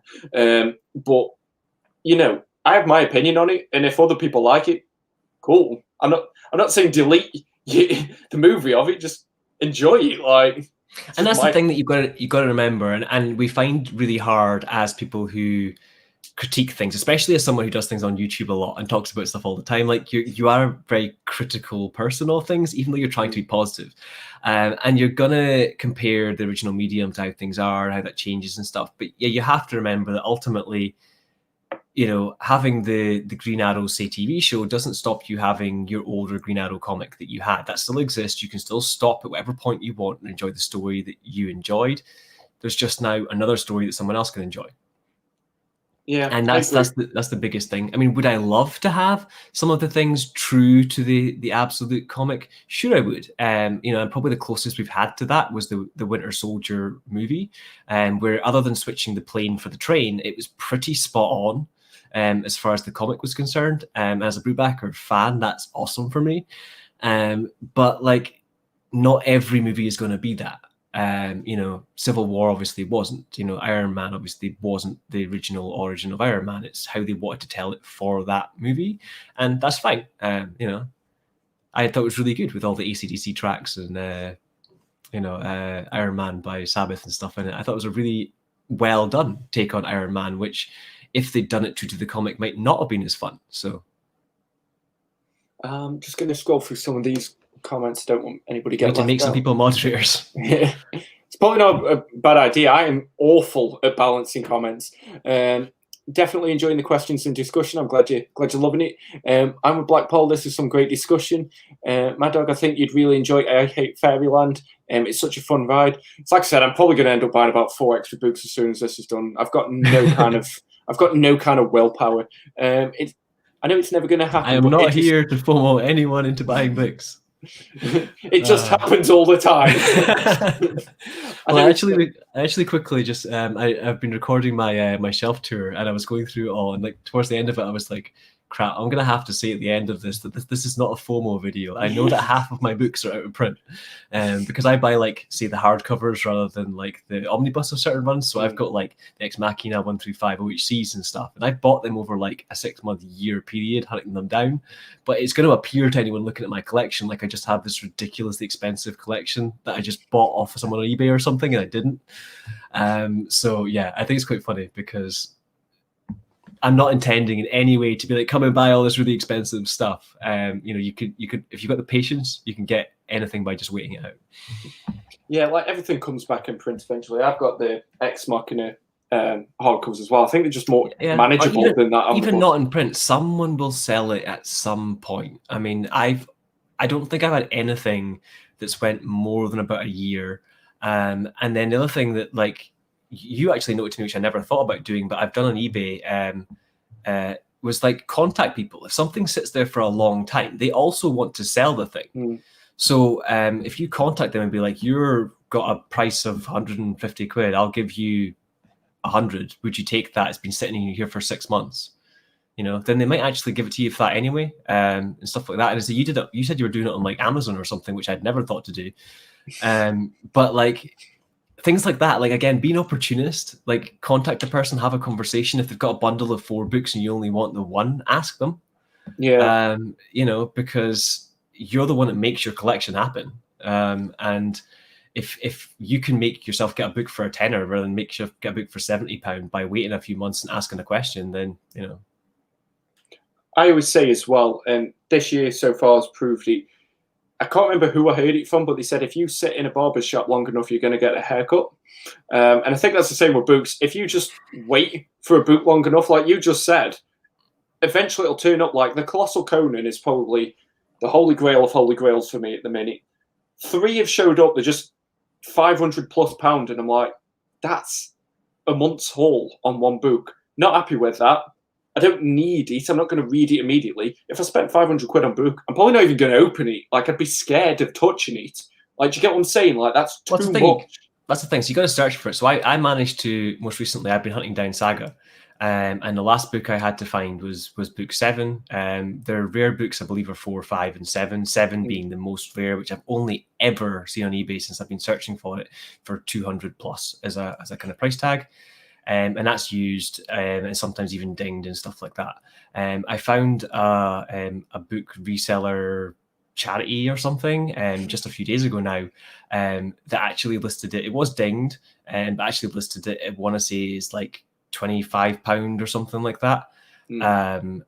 So I picked it up for that. It actually came to me and got a little bit further damaged, so they're further reducing that. So I'm getting it for like 20 or something. But it doesn't go into the book. It's only like the hardcover that's like dinged a little bit. And the dust jacket's completely immaculate. So it was dinged outside of the dust jacket. So that wasn't done during shipping. They dinged it. But either way, I now have the entire set, and I've not paid more than basically £21, £22 for each book. A lot of them a lot less than that because I bought them through bundles or resold bundles and kind of mucked around to kind of get around things. But yeah, like, so I hear a lot of people being like, oh, I'm only going to buy the compendiums of fables. I'm going to wait out. I'm going to do all these other different stuff, whatever else. I've only been trying to collect these for probably about 6 months or so. Now, as I say, it is an expensive collection when you think about it, because it's like 15 books, which if you're paying retail at like £30, 15 times 30 is a lot of money. But as I say, I think I paid roughly between 10 to 20 for most of them, bought them in 3 or 4 different bundles and sold off the ones that were extras. Or maybe like say I bought a bundle and one was a slightly better condition, I'd keep that one and sell the one that was, slightly dinged or whatever the case may be. And this is what I used to do with like console bundles and stuff back in the day, is I would go and I'd buy like someone's N64 bundle of games, take the one game out I wanted and sell it back on eBay for the same money. So I get the game for free. So I would do stuff like that with comic bundles. You buy books 1 to 5, take book 5 out, sell 1 to 4 again, and half the time you can make the money back up. So it's just being clever with it and not just jumping straight to Amazon and paying full price, or paying someone's scalping fee because you've just got that absolute tinging, I must click and pay this £200. Like, you never have to pay £200. You can always wait. Yeah, people act like the book, that's the only copy of the book that ever exists. We're going to go for about 20 more minutes. I've got to go about 9:30-ish. That's cool. That's cool. But yeah, we'll get through some more of these comments. Idris Elba should definitely play Bond. I'd like to see. I think it's one of them. As soon as I see a trailer, it'd be similar to Robert Pattinson as Batman, and I'd go, yeah, okay. But until then, I think at a certain point they have to establish Bond as an alias if they want to start adding different like ethnicities and stuff in as well. Then they can have female, male, black, white, Asian, whatever they want as Bond. But as long as they're still trying to say this is James Bond the person, I find it difficult when they want to like try different actors. Just for me. Strict Story wants to buy you Luther Strode off you, but you already got a better offer from SCC with an auction. Starting bid £4.50 eaten sandwich. Depends what the sandwich is, doesn't it? Like, you're not just going to say yes to any sandwich. Might be egg and cress. Marvel's Wizard of Oz book. I've got that Omnibus. It's beautiful. I haven't read it. I was going to try it out. That one and the Muppets one just stand out to me because they look so different. Yeah, like there's been I swear there's been 2 Muppets omnibuses, but I don't think I've seen them on anyone's shelves besides Jem's. Like, he's the only person who's brought them. I think Omar has them. Oh, I didn't notice the Muppets ones if he has got them. Yeah, I mean he tends to have like his mainly like separate, don't he? Yeah, around the back now and stuff. But I'm pretty sure he does have them both. Jem just buys everything though. I kind of feel at a certain point that he's just like, he's smart about how he buys and flips things. Don't get me wrong. He's not putting himself in any financial issues, but I think sometimes he's just a little bit trigger happy for trigger happy's sake at this point. It's a beautiful collection. I'm not. I mean, if he came up to me and was like, "Do you want me collection?" There's no way I'd go, "No." Like, if he wants to open a library, we can all visit. I mean, I'm all for it, but I just don't think there's a certain point where, like, you know, like, all these Golden Age books, I think he wasn't reading, only like his partner was, and I was like, why are you still buying them then? Like, I wouldn't be buying thousands of pounds worth of Omnibus to just have on display. I mean, it's just me anyway.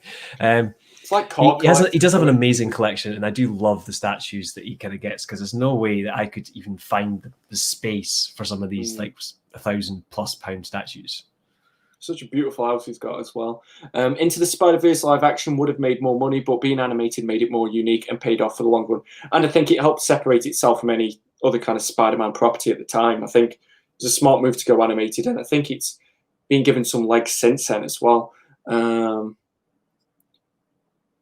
Yes, Charlie Hunnam from Sons of Anarchy. What a great shout that would be for Green Arrow. He's not great with accents, so I'm not going to lie. Like, I think he's from the UK, and he can barely do a UK accent. Did he not do Arthur? A King Arthur? Yeah, I thought it was Robin Hood at first, but no, I'm sure. Yeah, I'm sure he did it was like the guys who do like Lock, Stock and all that, like Guy Ritchie. I'm sure it was a Guy Ritchie. Yeah, he didn't do well, did it? It like really flopped. It was weird. Like, he had like this magical broadsword, and they fought really old school style, which just didn't play to looking nice on the screen. And although it was like accurate, it just, I don't know, it felt like half a movie. It's another one of those things where like he the whole movie goes through, he becomes King Arthur, and then nobody challenges his throne. End of movie. And I was just like, you kind of need the evil Merlin bit, otherwise this isn't the King Arthur story. Yeah. So yeah, I was just like, this was a good one. With the right animation style, maybe something similar to the Castlevania series, I think Hellboy would be a great mature animated series. And I think it gives it more potential to get all the spin-offs in, get Abe Sapien, get Lobster Johnson, get BPRD. You know, even go into like Baltimore and Bitchfinder, you could do the whole universe and have it as one consistent style. And I think that would probably prove really successful. I think you've got a really good point there. You can also get the proportions a lot better. Like Hellboy. Like massive hands and all that, yeah. Then you just the angularness. Yeah. Is that a word?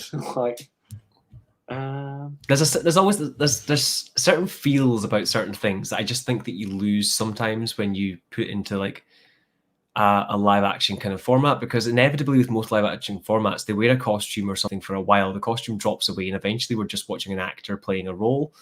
And when you keep the animation, it keeps it truer to that overall feel or artistic vision, just in my opinion. I think you've got a good point there. When you were talking about Umbrella Academy, my friend at work's probably disagreeing with you because he loves that some show. People like the show. I think Blackpool liked the show as well, because we discussed that a little bit. But it's just for me, I haven't read. I read very little of the comic anyway, but just what I iconically think of on the comic is the white violin character, and I'm like, well, how is she going to work? So that's what put me off. I remember he did a video the other week, or maybe the other day. Time's just a constant for me now, but he did a video that was like 3-minute reads, or I read it as 3-minute reads, but it's 3-minute reviews. He reads books that quickly. I genuinely thought he read the Umbrella Academy in 3 minutes, and I was like he reads that quickly. Though I went, yeah, he probably did. Yeah, I think what he's doing and what we kind of discuss is it's that kind of thing with like reviews is like you want to have reviews that are quick and concise and recommend a book or not, and you want to have reviews that look at like the physical item and kind of go in. So where I go and spend a lot of time looking at the book and the binding and all that, what he's more concerned about is like, is this story good? Should you check it out? And yeah, I think his sort of 3-minute reviews, kind of like Omar's review in a flash and stuff like that, I think are good for that if you just want a really quick kind of snappy review. You could even go further and just be like, hi, I like this book. No, like I noticed you did that at the start of some of your reviews now, where you're kind of going like, didn't watch. So like, you know, I enjoyed this book, buy it, see ya. Like that, I think, you know, that's you know, sometimes all some people want. Similarly, some people just want the overview, you know, so like they would just go to the closer look part. They don't want my intro, they don't want the outro, they don't want any of my opinion, they just want to see the art and then leave. So again, it's up to the person. SEC pointed out they did do 2 animated Hellboy movies. They were decent. One did the voice, but again, like live action, never made a third film. Yeah, I swear, like, weren't they direct to DVD or something? I can't remember them too vividly in my head, but I can see the cover for one of them. I just didn't know Perlman did the voice for them as well. I thought it was similar to how they did, like, before The Dark Knight came out, they did something that was called, like, Batman Gotham Knight. Or Night I'm always Gotham. surprised by the animated movies that are coming out, because I miss so many of the stuff coming out. Especially DC. Yeah, like, you wouldn't know how many movies they've brought out, because they don't advertise them. Like, no. It's weird. And some of the animated movies are hella good compared to their kind of live action stuff. And the ones that they advertise seem to be the ones that they've changed the most as well. So like something like, say, Under the Red Hood was changed a little bit, but was actually changed for the better for my kind of tastes, and is really, really well done. Whereas something like, say, Hush, or the extra added sections that they did in Killing Joke, those ones were really, really heavily advertised, but I don't think they landed as well. But yeah, there's hundreds of them. The whole like Batman Ninja one, which is basically just Batman in Japan with Transformer houses, is crazy. Like some of these movies are nuts. Yeah, like I don't have a Ninja Turtles crossover, and it's like that book only just came out. Have you animated it already? It's crazy. I love the animated, but I wasn't such a fan of the book. I bought the first hardcover, and I don't know if it was just I didn't like the turtles in Batman's world, or just the art didn't gel for me in the book as well. But I love the movie. I might have to check that one out. SEC, everybody must have forgot. I like the prequels except episode 2. I find it boring up until the last 20 minutes. Episode 1's the one I don't like as much as I like. I prefer it. I feel like people either dislike episode 1 or they dislike episode 2, and you'll find people. Episode 3 is great. That was the first Star Wars film I saw in cinemas, so no one can talk shit about it. I agree with everyone who says that the prequels have a lot of politics going on, and there are elements of where that drags on. And you could skip forward a bit if that's the case, if that's the kind of stuff that you're kind of bothered by. But there was nothing that, for me, was like, I want to skip this because it's really bad in the prequels, apart from maybe I felt the sequence between Anakin and Obi-Wan in the whole kind of fire where he kind of fights and he's like, I've got the higher ground and all that kind of stuff. Like, I didn't think that was bad. because I feel personally, like I feel about the Venom Spider-Man film, that they're supposed to be becoming emo, childish, I hate you, it's all about me type characters, and therefore them having this total emo breakdown is actually what you would expect to happen of that character. So I didn't mind when Venom went all emo, and I didn't mind when Anakin went all emo. It was just that it was dragged on a little bit for me. So I would have him have his emo moment and then go into his anger moment much quicker. Whereas they dragged out a little bit for my liking. I still like the fight and I still like the sequence. And as I say, I think where they could have trimmed the length of things in the prequels would have been my only kind of tidbit, rather than like it being bad bits, I guess. Sorry. Yeah, it's like some of that dialogue is bad though. Like, as much as I like episode 3, it always makes me chuckle when he's like, Anakin, Emperor Palpatine is evil, and he goes, well, from my point of view, the Jedi are evil. Well, yeah, but that's scripted, you know. I mean, that's just bad writing. Scripted poorly. Like, it tickles me because it's like, you're in a volcano, you're having a fight of what should supposedly be to the death, and you're literally facing this like it's your GCSE English argument. I just think that like a lot of the blame goes to the actors, and I think a lot of it comes down to the script and just not cutting it. If they cut it a little bit tighter and didn't, write the lines so flamboyant at times, it would have been okay. But we've got to remember, it's a space drama, guys. It's not an epic action movie. It's supposed to be a drama. Anyway. But it's just one of them. It just always tickles me. Like, as well, I find myself at work at the minute. People are saying about Robert Pattinson's Batman. They're like, he's too emo, because you brought up the word emo. Just, I'm like, he's a guy who dresses as a bat. Like, what's not emo about? Why you like, if he was too happy, I could understand the being. He is there trying to put the feet of death into people so they don't hurt people's families because he lost his parents. Like pretty dark stuff. But actually, I'd say he's pretty gothic, because what people kind of miss out on the whole emo thing, where Spider-Man did go a little bit emo, is that emo is about self-hate and, you know, self-harm and hating of what you did or where you are in life. Gothicness is about payback and vengeance and stopping something happening again and lording over things and stuff like that. Batman is very much a dark lord of vengeance. He is not some emo kid cutting himself in a corner. So let's just get that straight. Although he's a little bit emotional, he's certainly emo. Well, admittedly, I didn't really know what either was. So. Well, if you had, it was a thing for a little bit in, I want to say, the early 2000s. It was when I was in high school, so where it was a thing that kind of associated with things like My Chemical Romance and bands like that, and Him, and it was all about this love goth. And along with that came, I'm all emotional, and therefore I have to be able to deal with pain. And then it came to people cutting themselves and self-harming, and it got pretty bad. But yeah, that's essentially what the emo genre is. It was a very misunderstood bubble children that were a little bit gothic, but not actually goths. Whereas I'd call Batman outright vengeance goth. Like he is not an emo kid in the way that Spider-Man was like crying in a corner because, you know, he lost his girlfriend. You know, like that's a different thing.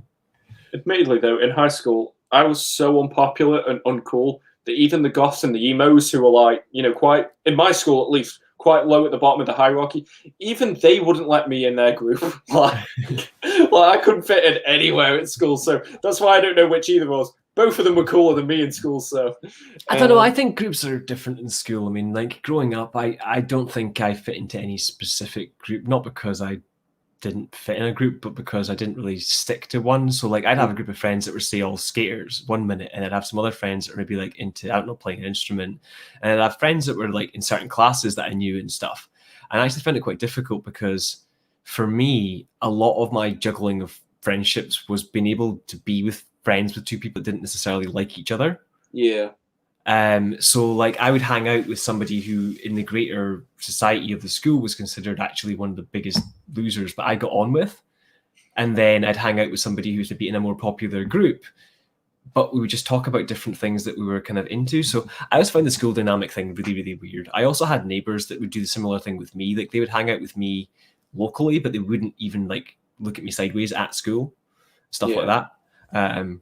But hey, that's school days. They're past, man. My work is genuinely like a school. Like there's people who you'd be best friends with, then they become a team leader, and you're dead to them, and it's like, well, fuck you. Like, that's very high school in my place. That's retail as a whole, I think. When you work in, I worked in supermarkets for years, and the problem with that is they're also told that they have to stop being your friend and essentially be the leadership. And it's then difficult for them to be like, well, can I still hang out with this person on my breaks, but then tell them what to do during my shift? Like, and if I stay too friendly, am I in command? Like, it's so difficult for a person in that role, because I was a team leader briefly, and I was told a lot of that stuff. And I actually told managers a lot of get stuffed kind of comments, where they kept telling me all sorts of things. I had a manager to me at one point that literally said, because he wanted to blame something on, I was running a bakery at the time in a supermarket, and literally said to me that shit falls downhill if you don't tell me who the person is that did X, Y, and Z, then it stops at you, and you're going to take the blame, because I certainly am. Something along those lines. And I turned around and said to him, I was like, well, let it end with me, because I don't feel my team did anything wrong, so stuff you. And I just walked away. And like, I became this blockade between the upper management, which stopped my promotion, and I had to leave the company. But I got to a point where I was just like, I can't take this. Like, I don't understand this mentality of like, there's a big difference between and bring this back to Heroes a little bit. There's a big difference between leading someone and telling someone what to do. A boss. And I found that I could connect with my team better by having them trust me than having them be scared of me. But that was just my take. Yeah, I agree with you as well. It's weird at my place because it's not strictly retail, but at the same time, you've got people who do it in the way that you pretty much just said. Like, you respect them more because they're there for you if you need them. You know, they're not going to throw you under the bus. They're still your team leader, and they're still going to do well. But then you've also got other people that are just trying to impress someone that isn't paying attention to them anyway. Well, that's what they don't realize. It's like, until that promotion comes up, they're not looking at what you're doing. Like, no one gives a shit. Like, it's just like I say, it's very high school at my place. Office politics.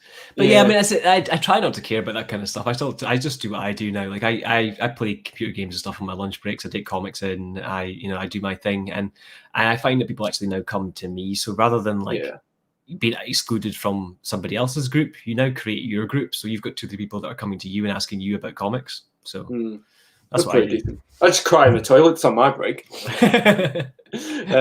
DC have always had a good history of animation. Batman the Animated Series, Justice League Unlimited. Yeah, their animated department's an absolute powerhouse. The Clone Wars animated show actually helped the prequels for me as far as fleshing things out. Still haven't got around to that. It's about 7 seasons long, and I keep intending to watch it. It's just a bit daunting. I'm not sure if you've checked it out, man. I started it with my girlfriend. I think we've got like the 6th season set before they started the new season. And we got about a season or so in. And the problem for me is that there's a lot of information in Star Wars shows. And where you could watch something like the entire season of the new Harley Quinn in like an afternoon, you couldn't really do that with Star Wars and take it all in. So yeah, it's a long-winded kind of thing. So we always plan on going back to it and finishing it off. I do have it on Blu-ray, but yeah, I'm only about a season in. My favorite Star Wars character though in the greater Star Wars universe, if I'm going to pronounce her name right, is Ahsoka. Like, she's my favorite character in the greater kind of Jedis, if you like. I'm not too familiar with it. To be fair, me Star Wars sort of knowledge is kind of limited. She's like orange with like blue and white kind of like hair, and like has two lightsabers. Yeah, 2 lightsabers. I think I know who you mean. She was the one on the Disney Infinity box with Anakin, if you bought the game or saw the game. No, Disney Infinity to me just looked like something I'd dump all my money. I looked at that and I was like, don't do it. Disney Infinity. But yeah, like she's Anakin's Padawan before he becomes Darth Vader. Yeah. That's like a good concept. Like, can you imagine if your own teacher kind of gave up on the thing that you've been studying? Like, I'm going to have to check out that show, no I am.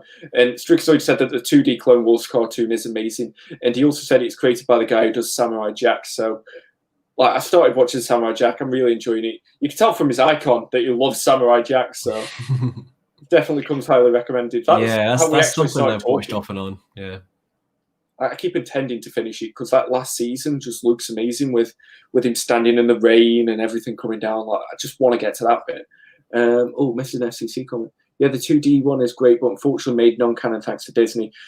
Continuity is what you make it. Just choose your own. Like, that's why I always say, like, if you want a continuity where, like, the X-Men movies are my prime example. If you want your X-Men movie continuity to be X-Men 1, 2, and 3, and then maybe you can have Days of Future Past, and then you want Wolverine, have that. If you want to include First Class, if you don't want the first trilogy, have that. If you want Origins Wolverine, have that. I mean, they made all the Star Wars stuff, comics, legacy now. But as far as I'm concerned, the likes of, I forget what her name is now because I'm totally blanking it, but is it Mary something, who was like Luke's wife as a Jedi or something like that? You're on your own on that one. Anyway, she's like again another pinnacle character for me in like the greater Star Wars kind of verse, and essentially by making it legacy books and non-canon, she's essentially been knocked out of the movie canonology. Myself and a lot of long-term fans are like, no, she's Luke's wife, and we don't care what you say. So like, you know. Exactly. If you like something, you know, it's your canon. Mara Jade, yes. She's got So she's got like this blue Jedi outfit with like a purple lightsaber on the front cover of the novels and stuff. I don't know if she had any like comics or anything, but she's certainly in novels.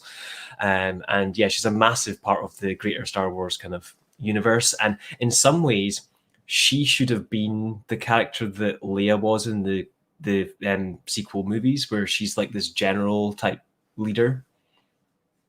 Last couple of comments here before we call it tonight. It's Friday night, guys. Like, don't get drunk. But where's the time gone?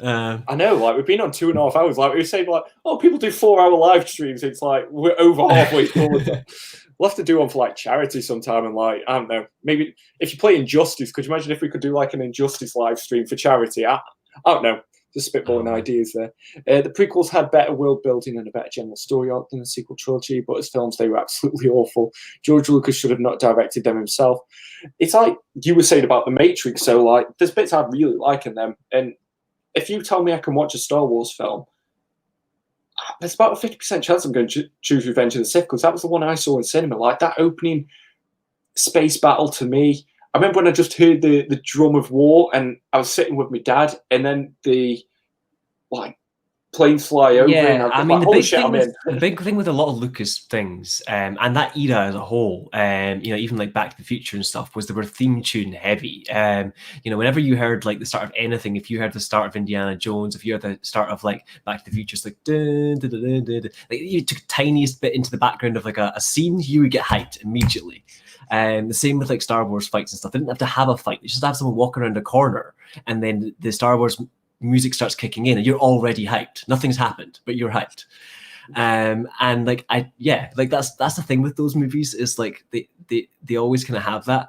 Just briefly on the previous comment about Lucas, I think Lucas has been his own worst enemy with his own franchise. He's been a little bit kind of like locked down on what he lets happen and lets not happen. Some things are good, which he should control, but some things I think he shouldn't. I mean, I have a comic of what was a direct adaptation of his original script for Star Wars, and as much as I enjoyed it, you would have hated that as a movie. It is pretty bad. With it's like Anakin Starkiller, and there's like, I want to say like Han Solo's an alien, and there's this weird stuff going on with like robotic arm parts, and it's really weird. It was an interesting premise, and I really loved seeing it as a comic, as a thing. I've just got like the one trade. I got it for, I don't know, tenner or something.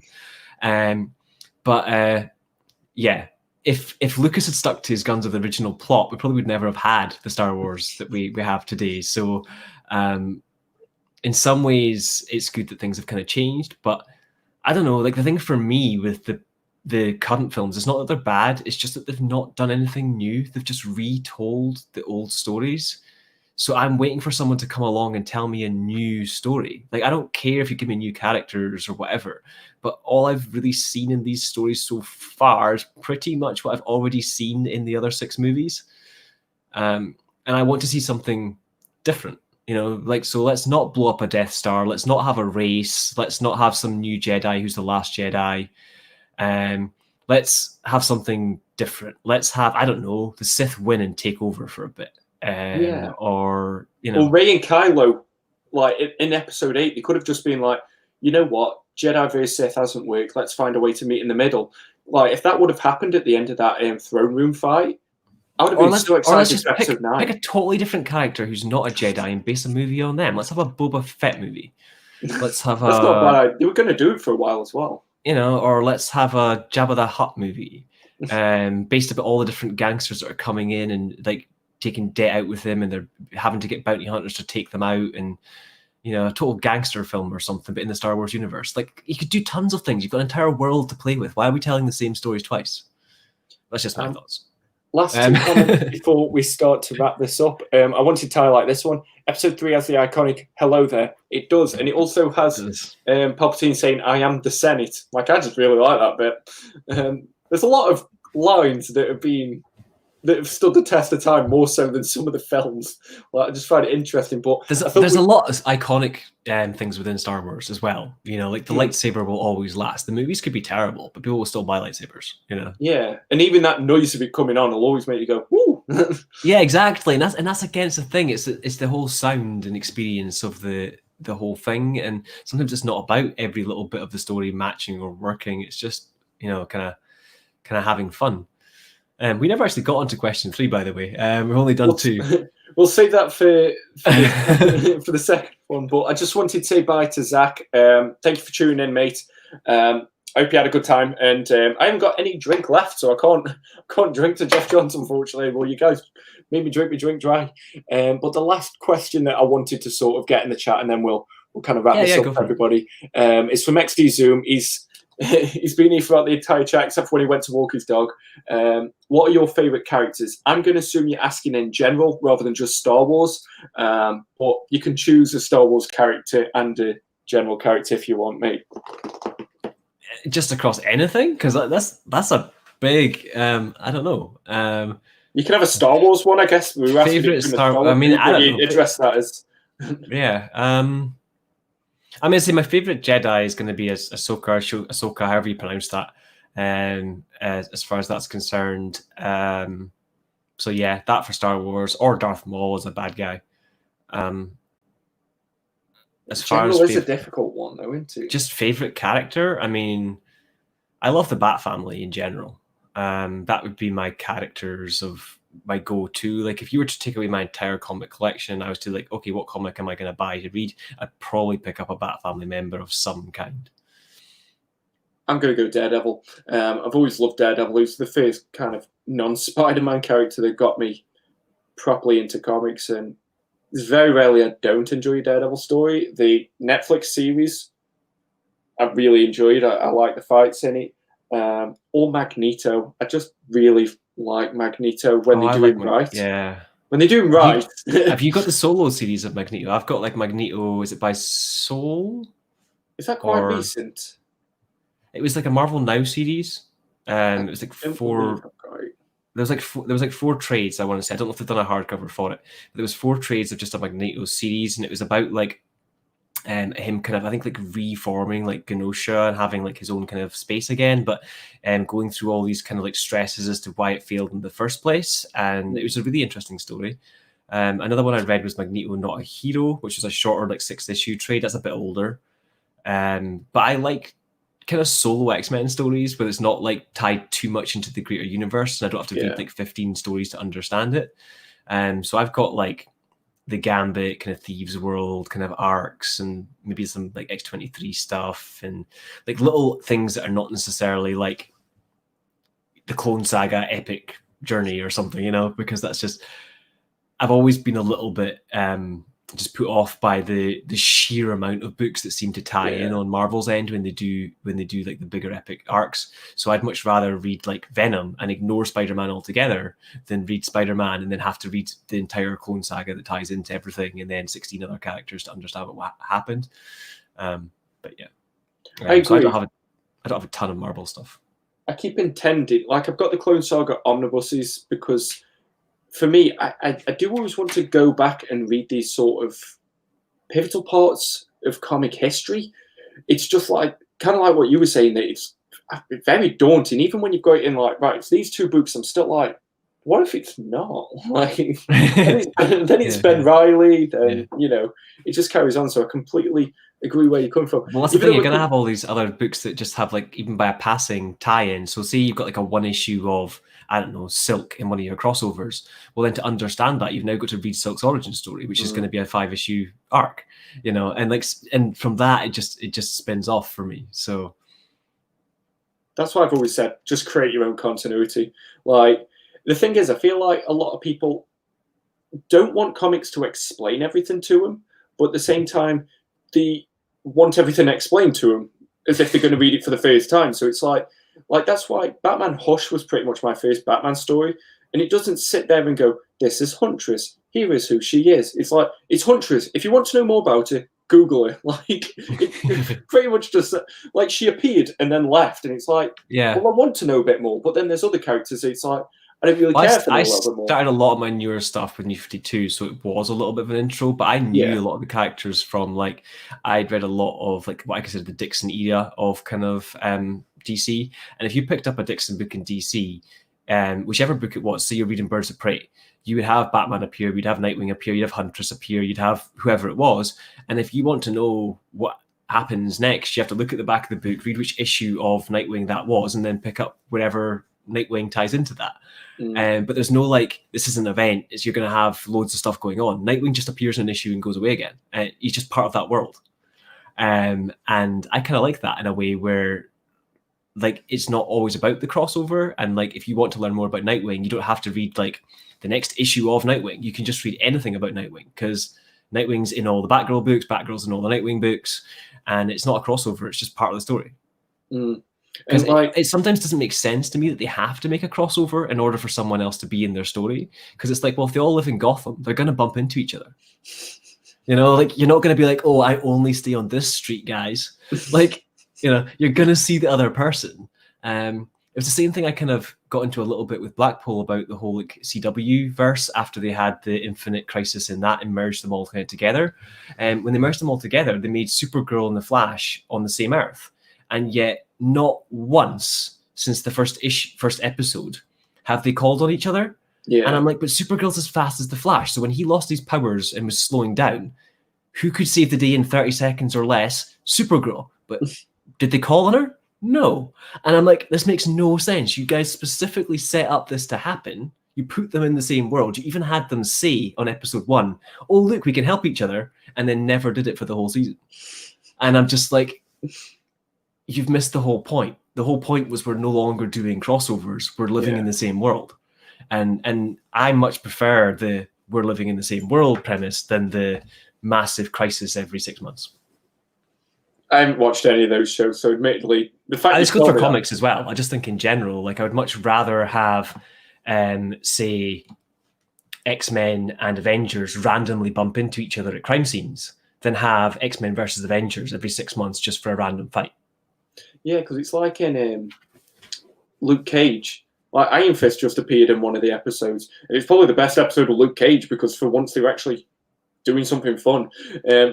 But just stuff like that, you would just go, "Hey, can you help me out? I've got a drug den down here. I don't really want to take one down on my own. Do you mind just coming in with that Iron Fist?" And well, yeah, okay. Well, I forget what I was reading recently. It might have been in Justice, but it was something I was reading recently, and it had Superman and Wonder Woman in it. And there was a bit where Superman was fighting someone, I think it was Lex Luthor or something, and he had kryptonite.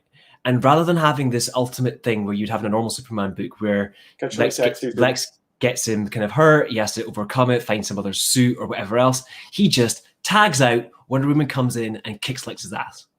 And she's like, I don't care about kryptonite, bring it. And I'm just like, that's how it should be, right? We're in a Yeah. hero world. We're not in one city. These little weaknesses don't count when you've got someone who can come in and is just as strong as you are. Yeah. And that's the point of having a shared universe. Like, if you don't want to indulge in that, put them in a separate story. I'm going to go through some of the comments here. Hey, Walt, how's it going, man? And we've also got Brian. Hope your cats are doing okay as well, mate. Thanks for watching, everyone. Yeah, XD Zoom said bye, guys, and we're just going to be wrapping this up now. God, it's nearly been 3 hours. Like, thanks, guys, everybody, for tuning in. And SCC had, this will be like the last comment before we start saying goodbye. It's so easy to keep wrapping up, man. I keep going forever. I know. This is the last one then.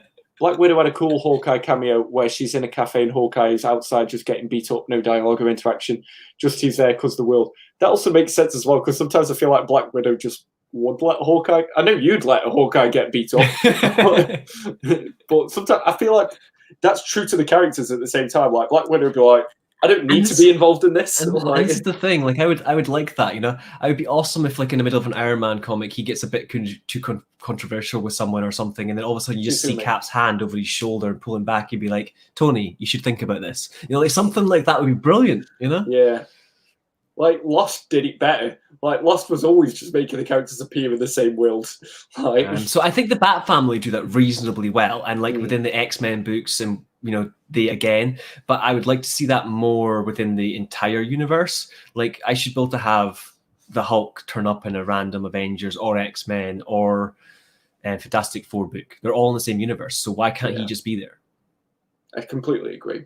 See you later, man. Thank you for tuning in. Like I said, if you ever want to come on this, if you ever want to do MDC2, let us know. We'll make it happen. I'll be the Dana White of this.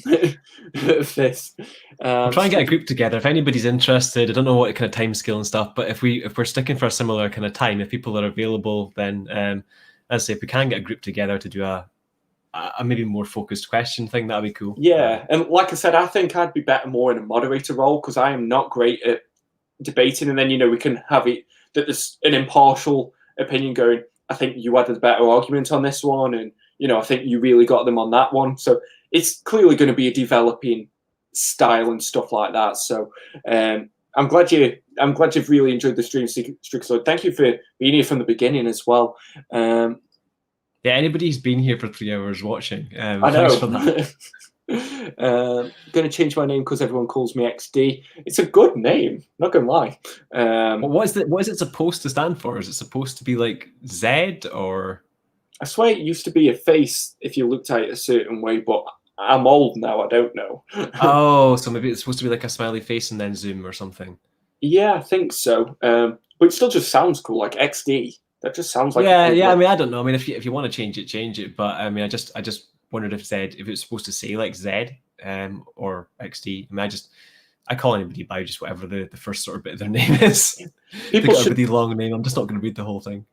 People should know by now as well. I can't pronounce anything. Like why would you expect me to pronounce your name correctly? I can barely say my own name correctly at the start of the videos.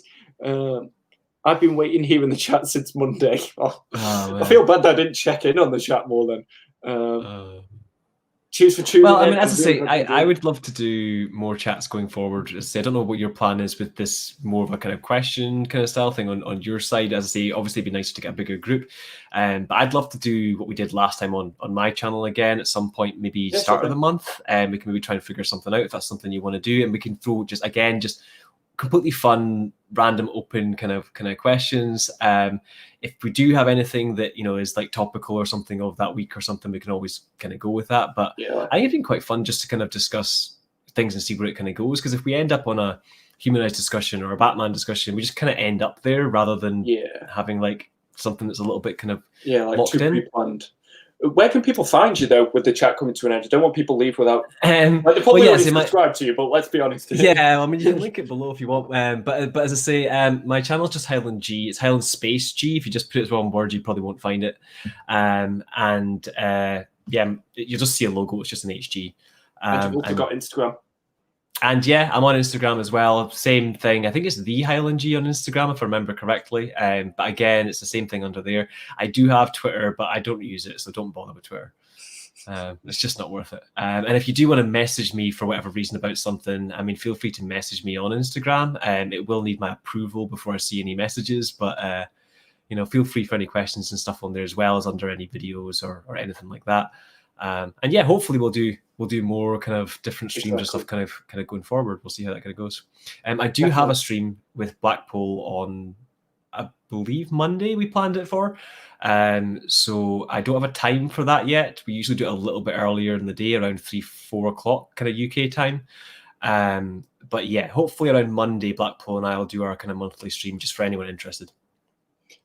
Well, like I said, I've enjoyed the closer look. I've enjoyed this stream as well. It's been great. Like I said, if you haven't had a chance to catch up on the stream that we did over on Highland's channel, please check it out. We had a great time on there as well. But yeah, I've really enjoyed this, man. Like I said, I can't believe we almost clocked in 3 hours. But hopefully everybody who's been watching has enjoyed this. Anybody who watches a replay, I hope you've had a great time as well. If you've got any suggestions for maybe just quirky discussion topics that you'd like to see us tackle, maybe if you've got any feedback on this format, just let me know. But thank you for tuning in. Thank you for supporting the channel. I've been quite ill this last couple of weeks, so the content's going to come out a bit more consistently Just take in it the easy. coming weeks. Yeah, like this, I'm burning myself out a little bit too much, but but yeah, I think I can speak for both of us that it's been great having you all here watching this. See you all next time.